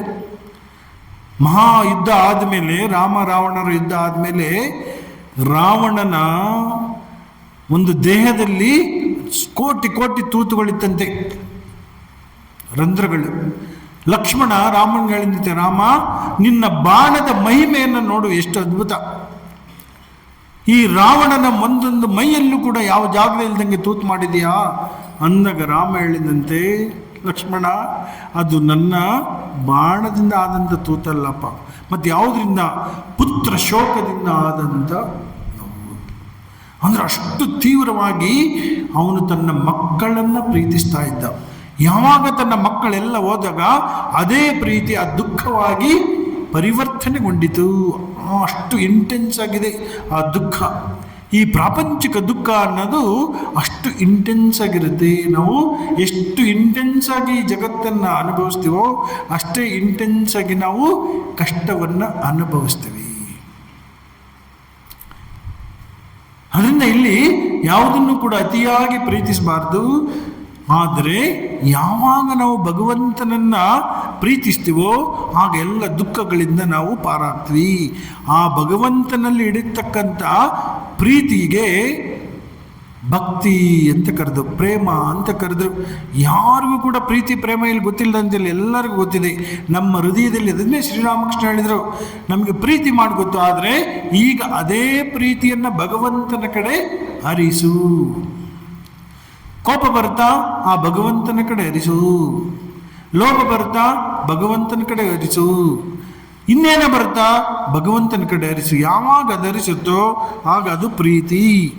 ನಾರದರು ಕೂಡ ಅದಕ್ಕೊಂದು ಅದ್ಭುತವಾದ ವ್ಯಾಖ್ಯಾನ ಕೊಡ್ತಾರೆ. ಬೇರೆ ಬೇರೆ ಋಷಿಗಳ ಅಥವಾ ಬೇರೆ ಬೇರೆ ಆಚಾರ್ಯರ ಒಂದು ವ್ಯಾಖ್ಯಾನವನ್ನು ಕೊಟ್ಟು, ಒಬ್ಬರು ಹೇಳ್ತಾರೆ ಪೂಜೆಯಲ್ಲಿ ಆಸಕ್ತಿ ಇಲ್ಲದ ಪೂಜೆ ಭಕ್ತಿ ಅಂತ ಕರೀತಾರೆ, ಇನ್ನೊಬ್ಬರಲ್ಲಿ ಜ್ಞಾನ ಭಗವಂತನ ಚಿಂತನೆ ಮಾಡಿದರೆ ಇದು ಮಾಡ್ತಾರೆ, ಒಬ್ಬೊಬ್ಬರು ಹೇಳಿದ ಮೇಲೆ ನಾರದ ಎಷ್ಟು ಚೆನ್ನಾಗಿ ಹೇಳ್ತಾರೆ. ನಾರದ ಅವರ ಪ್ರಕಾರ ಭಕ್ತಿ ಅಂದ್ರೆ ಏನು, ಆ ಭಕ್ತಿ ನಮ್ಮಲ್ಲಿದೆ ಅಂತ ಹೆಂಗೆ ಗೊತ್ತಾಗೋದು? ನಮಗೆ ಗೊತ್ತಾಗಲ್ಲ. ಎಷ್ಟೋ ಸರಿ ನಮಗೆ ಭಕ್ತಿ ಇರುತ್ತೆ, ನಮಗೆ ಗೊತ್ತಾಗಲ್ಲ. ನಮ್ಮ ಮಹಿಮೆ ನಮಗೆ ಎಷ್ಟೋ ಸರಿ ಗೊತ್ತಾಗಲ್ಲ. ನಮ್ಮಲ್ಲಿ ಎಷ್ಟೋ ಸದ್ಗುಣಗಳಿದ್ರೂ ಗೊತ್ತಾಗಲ್ಲ, ಅದೇ ರೀತಿ ದುರ್ಗುಣಗಳು ಕೂಡ ಗೊತ್ತಾಗಲ್ಲ. ನೋಡಿ ವ್ಯಾಖ್ಯಾನ ಎಷ್ಟು ಚೆನ್ನಾಗಿದೆ. ನಮಗೆ ಭಗವಂತನ ಮೇಲೆ ಪ್ರೀತಿ ಇದೆ ಅನ್ನೋದಕ್ಕೆ ಏನು ಗುರುತು? ನಾರದಸ್ತು ತದರ್ಪಿತಾಖಿಲಾಚಾರತ ತದ್ವಿಸ್ಮರಣೆ ಪರಮ ವ್ಯಾಕುಲತ ಇತಿ. ನಾರದ ಹೇಳ್ತಾರೆ ನಮ್ಮಲ್ಲಿ ಭಕ್ತಿ ಇದೆ ಅಂತ ಹೇಳಿದ್ರೆ ಯಾವಾಗ ನಾವು ಭಗವಂತನಲ್ಲಿ ನಮ್ಮ ಸಕಲ ಕೆಲಸ ಕಾರ್ಯ ತನು ಮನ ಧನ ಎಲ್ಲವನ್ನೂ ಅರ್ಪಿಸಿ, ತದರ್ಪಿತ ಅಖಿಲ ಆಚಾರತ. ಅದಕ್ಕೆ ಅವರು ಗೋಪಿಯರ ಒಂದು ಉದಾಹರಣೆ ಕೊಡ್ತಾ ಇದ್ದಾರೆ. ಅವರು ನೆಲ ಸಾರಿಸ್ಲಿ, ಹಾಲು ಕರೀಲಿ, ಅಡುಗೆ ಮಾಡಲಿ, ತಮ್ಮ ಗಂಡಂದಿರಿಗೆ ಸೇವೆ ಮಾಡಲಿ, ಇನ್ನೇನೇ ಕೆಲಸ ಮಾಡಲಿ, ಅವರಿಗೆ ನಿರಂತರವಾಗಿ ಸ್ಮರಣೆ ಇದ್ದಿದ್ದು ಭಗವಂತನ ಸ್ಮರಣೆ. ಓಕೆ, ನಮಗೆ ಗೋಪಿಯರೆಲ್ಲ ಗೊತ್ತಿಲ್ಲ, ಆದರೆ ಸತಿ ಸೊಕ್ಕುಬಾಯಿ ಅಂತ ಒಂದು ಇದೆ ಮಹಾರಾಷ್ಟ್ರದಲ್ಲಿ. ಒಬ್ಬ ಭಕ್ತೆ ಇದ್ದಾಳೆ, ಅವಳು ಪ್ರತಿ ದಿವಸ ಎಲ್ಲ ನೆಲ ಸಾರಿಸಿ, ಅವರತ್ತೆ ದೇವಸ್ಥಾನಕ್ಕೆ ಬಿಡಲಿಲ್ಲ ಅವಳನ್ನ. ಅವರತ್ತೆ ಹೋಗಿ ಯಾವಾಗಲೂ ದೇವಸ್ಥಾನ ಕ್ಲೀನ್ ಮಾಡೋದು. ಇವಳು ಎಲ್ಲ ಕ್ಲೀನ್ ಮಾಡುವಾಗ ನೋಡಿದರೆ ಇಷ್ಟು ಸಗಣಿ ಯಾವಾಗಲೂ ಭಗವಂತನ ಪಾದದಲ್ಲಿರೋದು. ಅವಳಿಗೆ ಆಶ್ಚರ್ಯ, ನನ್ನ ಸೊಸೆನೇ ಏನೋ ಮಾಡಿದ್ದಾಳೆ ಇವಳು ಅಂತ. ಆದರೆ ಸೊಸೆ ಹೇಳ್ತಾಳೆ, ನಾನು ಭಗವಂತನಿಗೆ ಆಗ್ತೀನಿ, ನಾನು ಅಷ್ಟು ಭಗವಂತನ ಪ್ರೀತಿಸ್ತೀನಿ ಅಂತ. ಏನು ಅಂತ ನೋಡಿದರೆ ಪ್ರತಿ ದಿವಸ ಆಗಿನ ಕಾಲದಲ್ಲಿ ಸಗಣಿನಲ್ಲಿ ನೆಲವನ್ನು ಸಾರಿಸರು. ಇಷ್ಟು ಉಳಿತೆಲ್ಲ ಕೊನೆಗೆ ಉಳಿದ ಮೇಲೆ ಅದನ್ನು ಬಿಸಾಕ್ಬೇಕಾದ್ರೂ ಕೂಡ ಅವಳಿಗೆ ಅರಿವಿಲ್ಲದೆ ಕೃಷ್ಣಾರ್ಪಣ ಮಸ್ತು ಅಂತ ಹೇಳೋದು. ಯಾವಾಗ ಕೃಷ್ಣಾರ್ಪಣ ಮಸ್ತು ಅಂತ ಹೇಳಿದ ತಕ್ಷಣ ಭಗವಂತ ಅದನ್ನು ಸ್ವೀಕಾರ ಮಾಡಲೇಬೇಕು. ನೋಡಿ, ಸಗಣಿ ಅಂತ ಅವನು ಬಿಡಲಿಲ್ಲ, ಒಂದು ಕೃಷ್ಣ ಎಲ್ಲಿಡಬೇಕು, ಅವನು ಗೊಂಬೆ ಹತ್ರ ಇಟ್ಕೊಂಡು. ಅದು ಎಷ್ಟು ಅಹಿಂಸೆ ಅವಳಿಗೆ. ಕೊನೆಗೆ ಗೊತ್ತಾಯಿತು, ಇವಳು ತನು ಮನ ಧನ ಎಲ್ಲದರಲ್ಲೂ ಕೂಡ ಎಷ್ಟೇ ಹಿಂಸೆ ಆದರೂ ಕೂಡ ಆ ಭಗವಂತನನ್ನು ಮರಿಲಿಲ್ಲ. ಆ ಗೋಪಿಯರ ಒಂದು ಅವಸ್ಥೆಯೂ ಅಷ್ಟೇ. ಅದಕ್ಕೆ ಅವ್ರು ಹೇಳ್ತಾರೆ, ತದರ್ಪಿತ ಅಖಿಲ ಆಚಾರಸ ತದ್ವಿಸ್ಮರಣೆ ಪರಮ ವ್ಯಾಕುಲತೆ ಇತಿ. ಯಾವಾಗ ನಾವು ಭಗವಂತನನ್ನು ಮರಿತೇವೋ ಆವಾಗ ನಮಗೆ ತೀವ್ರವಾದ ನೋವು ಉಂಟಾಗಬೇಕು. ಎಷ್ಟು ಜನ ನಾವೆಲ್ಲ ಇರ್ತೀವಿ, ತುಂಬ ಕ್ಲೋಸ್ ಫ್ರೆಂಡ್ಸ್ ಇರ್ತೀವಿ, ಯಾವುದೋ ಒಂದು ಸಣ್ಣ ಇನ್ಫಾರ್ಮೇಷನ್ ಗೊತ್ತಿಲ್ಲ ನಮಗೆ ಅಂತ ಹೇಳಿದರೆ ನಾವೆಷ್ಟು ಇಂಟೆನ್ಸ್ ಆಗಿ ನೋವನ್ನು ಅನುಭವಿಸ್ತೀವಿ. ಇಷ್ಟೆಲ್ಲ ಕ್ಲೋಸ್ ಆಗಿದ್ವಿ, ಇವತ್ತು ತನ್ನ ಮಗನ ಬರ್ಡೇ ನಮ್ಗೆ ಹೇಳಿಲ್ವಲ್ಲ, ತನ್ನ ಮಗಳ ಮದುವೆ ನನಗೆ ಹೇಳಿಲ್ವಲ್ಲ, ಯಾಕೆ ಅಷ್ಟು ಪ್ರೀತಿ ಏನಾಗುತ್ತೆ, ಆ ನೋವನ್ನು ಉಂಟು ಮಾಡುತ್ತೆ. ನಾವು ಭಗವಂತನನ್ನು ಪ್ರೀತಿಸಿದರೆ ಆ ಭಗವಂತನನ್ನು ಮರೆತಾಗ ಏನಾಗುತ್ತೆ, ನಮಗೆ ಅದು ಇದಾಗಬೇಕು. ಇದಕ್ಕೆ ಉದಾಹರಣೆ ಏನು ಅವ್ರು ಹೇಳ್ತಾರೆ, ಯಥಾ ರಜ ಗೋಪಿಕಾನಾಂ. ಇದಕ್ಕೆ ಉದಾಹರಣೆ ಅಂತ ಹೇಳಿದರೆ ಯಾವ ರೀತಿಯ ಗೋಪಿಯರು ಆ ಭಗವಂತನನ್ನು ಪ್ರೀತಿಸ್ತಾ ಇದ್ರು ಅಂತೇಳಿ ಭಾಗವತದಲ್ಲಿ ಶುಕ ಮಹರ್ಷಿಗಳು ಆ ಪರೀಕ್ಷಿತ್ ರಾಜನಿಗೆ ಆ ಭಕ್ತಿಯ ಒಂದು ವರ್ಣನೆಯನ್ನು ಮಾಡ್ತಾರೆ. ಅದರಿಂದ ಎಷ್ಟು ಚೆನ್ನಾಗಿದೆ. ಅದನ್ನು ಕನ್ನಡದಲ್ಲೇ ಕೆಲವೆಲ್ಲ ಓದ್ಬಿಡ್ತೀನಿ, ಅದು ಎಕ್ಸಾಂಪಲ್ ಕೊಟ್ಟು ಎಷ್ಟು ಚೆನ್ನಾಗಿ ಹೇಳ್ತೀನಿ. 5 ನಿಮಿಷ ಇದೆ, 4 ನಿಮಿಷ ಅಷ್ಟರೊಳಗಡೆ ಮುಗಿಸ್ಬೇಕು. ಇಲ್ಲ ಅಂತ ಹೇಳಿದ್ರೆ ಯಾವ ಗೋಪಿಯರು ತ್ರಿವಿಕ್ರಮನನ್ನೇ ತಮ್ಮ ಹೃದಯದ ರಥವನ್ನಾಗಿ ಮಾಡಿಕೊಂಡಿರುವರೋ, ಹಾಲು ಕರೆಯುವಾಗ, ಭತ್ತ ಕುಟ್ಟುವಾಗ, ಮೊಸರು ಕಡಿಯುವಾಗ, ಗುಡಿಸಿ ಸಾರಿಸುವಾಗ, ತೊಟ್ಟಿಲು ತೂಗುವಾಗ, ಅಳುವ ಮಕ್ಕಳನ್ನು ನಿದ್ದೆ ಮಾಡಿಸುವಾಗ, ನೀರು ಸಂಪಡಿಸುವಾಗ ಮತ್ತು ಪಾತ್ರೆ ತಿಕ್ಕುವಾಗ ಅವನಲ್ಲಿಯೇ ಅನುರಕ್ತವಾದ ಮನಸ್ಸುಳ್ಳವರಾಗಿ ಕಣ್ಣೀರು ಗದ್ದ ಕಂಠಗಳಿಂದ ಆಡುವರೋ ಆ ಗೋಪಿಯರೇ ಧನ್ಯರು. ಇದನ್ನ ಸಾಕ್ಷಾತ್ ಶ್ರೀಕೃಷ್ಣ ಪರಮಾತ್ಮ ಹೇಳ್ತಾನೆ. ಸರ್ಟಿಫಿಕೇಟ್ ಯಾರು ಕೊಡೋದು ನಾವಲ್ಲ, ಸಾಕ್ಷಾತ್ ಭಗವಂತನೇ ಹೇಳ್ತಾನೆ. ಹೊರಗಡೆ ನೋಡಕ್ಕೆ ಅವರು ವೇಶ್ಯರ ಥರ ಕಾಣ್ಬೋದು, ಪತಿತರ ಥರ ಕಾಣ್ಬೋದು, ಆದರೆ ಅವರ ಭಕ್ತಿ ಅತ್ಯಂತ ಶ್ರೇಷ್ಠವಾದದ್ದು. ಯಾವಾಗ ನಾವು ಸ್ಪರ್ಶ ಮಣಿಯನ್ನು ಮುಟ್ಟುತ್ತೇವೆ, ಯಾವಾಗ ನಾವು ಬಂಗಾರ ಆಗ್ತೀವಿ.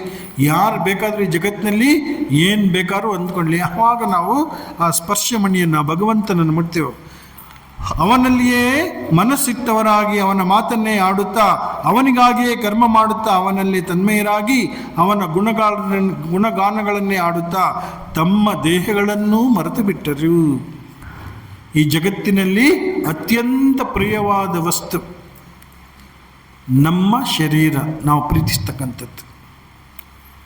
ಬೇರೆ ಎಲ್ಲರನ್ನೂ ಪ್ರೀತಿಸ್ಬೋದು, ಮಕ್ಕಳು ಪ್ರೀತಿಸ್ತು ಅನ್ಬೋದು, ಅವ್ರನ್ನೂ ಪ್ರೀತಿಸ್ತೀವಿ, ಇವ್ರನ್ನ ಎಲ್ಲರಿಗೂ ಪ್ರೀತಿ ಹೆಚ್ಚಿ ಕೊನೆಗೆ ಯಾವಾಗ ನಮ್ಮ ಶರೀರಕ್ಕೆ ಬರುತ್ತೋ ಆಗ ನಮ್ಮ ಶರೀರವನ್ನು ನಾವು ಅತ್ಯಂತ ಪ್ರೀತಿಯಿಂದ ನೋಡ್ತೀವಿ. ಅಂಥ ಶರೀರವನ್ನೇ ಮರೆತು ಬಿಟ್ಟು ಯಾವ್ದಾಗ ನನ್ನ ಧ್ಯಾನದಲ್ಲಿ ಅವರಿಗೆ ಅತ್ಯಂತ ಪ್ರಿಯ ಪಾತ್ರವಾದುದಕ್ಕಿಂತಲೂ ಪ್ರಿಯನಾದ ನಾನು ದೂರ ಹೋಗಿರಲಾಗಿ ಗೋಕುಲದ ಸ್ತ್ರೀಯರು ವಿರಹ ದುಃಖದಿಂದ ಉಕ್ಕಿ ಬಂದ ಕಂಠವುಳ್ಳವರಾಗಿ ಅಶಾಂತರಾಗಿ ನನ್ನನ್ನೇ ಸ್ಮರಿಸುತ್ತಾ ಮೂರ್ಛಿತರಾಗುತ್ತಿರುವರು. ಆ ದುಃಖ ಎಂಥ ತೀವ್ರತೆ ಇರಬೇಕು, ಆ ಭಕ್ತಿ ಅಂಥ ತೀವ್ರತೆಯನ್ನು ರಾಮಕೃಷ್ಣ ಜೀವನದಲ್ಲಿ ನಾವು ಅದನ್ನೆಲ್ಲ ನೋಡ್ತೀವಿ. ಅಷ್ಟು ವ್ಯಾಕುಲತೆಯನ್ನು ಅವರ ಜೀವನದಲ್ಲಿ ರಾಮಕೃಷ್ಣರು ಮಾಡಿ ತೋರಿಸಿದ್ದಾರೆ. ಇದು ಸಾಧ್ಯ, ಮನುಷ್ಯನಿಗೂ ಕೂಡ ಅದು ಸಾಧ್ಯ ಅನ್ನೋದನ್ನು ಕಲಿಯೋಕ್ಕೆ ತೋರಿಸಿದ್ದಾರೆ. ನನ್ನನ್ನೇ ಆತ್ಮವಾಗಿ ಹೊಂದಿರುವ ಆ ಗೋಪಿಯರು ನಾನು ಮತ್ತೆ ಬರುತ್ತೇನೆಂಬ ಸಂದೇಶದ ಆಶ್ವಾಸನೆಯ ಫಲವಾಗಿ ಹೇಗೋ ಅತಿ ಕಷ್ಟಗಳಿಂದ ತಮ್ಮ ಪ್ರಾಣಗಳನ್ನು ಧರಿಸಿದ್ದಾರೆ. ಇಲ್ಲಾಂದ್ರೆ ಅವ್ರು ಹೊರಟೋಗ್ಬಿಟ್ಟರು. ಅವ್ರಿಗೊಂದು ಆಶ್ವಾಸನೆ, ಇದೊಂದು ಏನೋ ಒಂದು ನಂಬಿಕೆ ಇದೆ, ನಾನು ವಾಪಸ್ ಬರ್ತೀನಿ ಅಂತ. ಪರೀಕ್ಷಿತ್ ರಾಜನಿಗೆ ಶುಕ ಮಹರ್ಷಿಗಳು ಹೇಳ್ತಾರೆ, ಈ ರೀತಿಯ ಭಕ್ತಿಯನ್ನು ನಾವು ಬೆಳೆಸಿಕೊಂಡಾಗ ನಾವು ಕೂಡ ರಜ ಗೋಪಿಯರಾಗೆ ಮುಕ್ತಿಯನ್ನು ಪಡೆದುಕೊಂಡು ಹೋಗ್ಬೋದು. ಅದೇ ನಾವು ಭಾಗವತದಿಂದ ಈ ಕಲಿಯತಕ್ಕಂಥ ಅನೇಕ ಕಥೆಗಳು, ಬರೀ ಕಥೆಗಳೇ. ಭಾಗವತ ಅಂತೇಳಿದರೆ ಅನೇಕ ಋಷಿಮುನಿಗಳ, ರಾಜರುಗಳ, ಸಾಧು ಸಂತರ ಕಥೆಗಳು, ಭಕ್ತರ ಕಥೆಗಳು. ನಾವು ಅದನ್ನೆಲ್ಲ ಯಾವಾಗಲೂ ಓದ್ತಾ ಇರ್ಬೇಕು. ಅದನ್ನೇ ಹೇಳೋದು, ಯಾವಾಗಲೂ ಕೂಡ ಭಾಗವತ ರಾಮಕೃಷ್ಣರಿಗೆ ಒಂದು ದರ್ಶನ ಆಗುತ್ತೆ. ವಿಷ್ಣು ದೇವಸ್ಥಾನದಲ್ಲಿ ಕೂತಿರ್ತಾರೆ, ಆ ವಿಷ್ಣು ಮೂರ್ತಿಯಿಂದ ಒಂದು ಜ್ಯೋತಿ ಬಂದು ರಾಮಕೃಷ್ಣರ ಹೃದಯ ಮತ್ತು ಭಾಗವತ ಪುಸ್ತಕ ಮತ್ತು ವಾಪಸ್ ಹೋಗಿ ಆ ಮೂರ್ತಿಯನ್ನು ಮುಟ್ಟುತ್ತೆ. ಆಗ ರಾಮಕೃಷ್ಣರಿಗೆ ಅರಿವಾಗುತ್ತೆ, ಭಗವಾನ್, ಭಕ್ತ, ಭಾಗವತ ಈ ಮೂರು ಒಂದೇ ತತ್ವ. ಒಂದೇ ತತ್ವ ಮೂರಾಗಿ ವ್ಯಕ್ತವಾಗಿದೆ. ಭಗವಂತನೇ ಭಕ್ತನಾಗಿದ್ದಾನೆ, ಭಗವಂತನೇ ಭಾಗವತವಾಗಿದ್ದಾನೆ. ಭಕ್ತನಲ್ಲಿ, ಭಗವಂತನಲ್ಲಿ, ಭಗವಂತನ ಚರಿತ್ರೆಯಲ್ಲಿ, ಭಗವಂತನ ಒಂದು ಇದರಲ್ಲಿ ಯಾವುದೇ ಒಂದು ವ್ಯತ್ಯಾಸ ಇಲ್ಲ. ನಾವು ಭಕ್ತರಿಗೆ ಎಷ್ಟು ಗೌರವ ಕೊಡ್ತೀವೋ ಭಗವಂತನಿಗೆ ಅಷ್ಟೇ ಗೌರವ, ಭಾಗವತಕ್ಕೂ ಅಷ್ಟೇ ಗೌರವ ಕೊಡಬೇಕು ಅಂತೇಳಿ ಶ್ರೀರಾಮಕೃಷ್ಣ ಹೇಳಿ ಮಾತಾಜಿಯವರು ಇಲ್ಲಿ ಕರೆಸಿ ಇದಕ್ಕೆಲ್ಲ ಒಂದು ಅವಕಾಶವನ್ನು ಕೊಟ್ಟಿದ್ದಕ್ಕೆ ಅವರಿಗೂ ನೀವೆಲ್ಲರೂ ಇಷ್ಟು ಶಾಂತವಾಗಿ ಕೇಳಿದ್ದಕ್ಕೆ ನಿಮ್ಮೆಲ್ಲರಿಗೂ ಕೂಡ ಹೃತ್ಪೂರ್ವಕವಾದ ಧನ್ಯವಾದಗಳು. ಜೈ ಶ್ರೀರಾಮಕೃಷ್ಣ.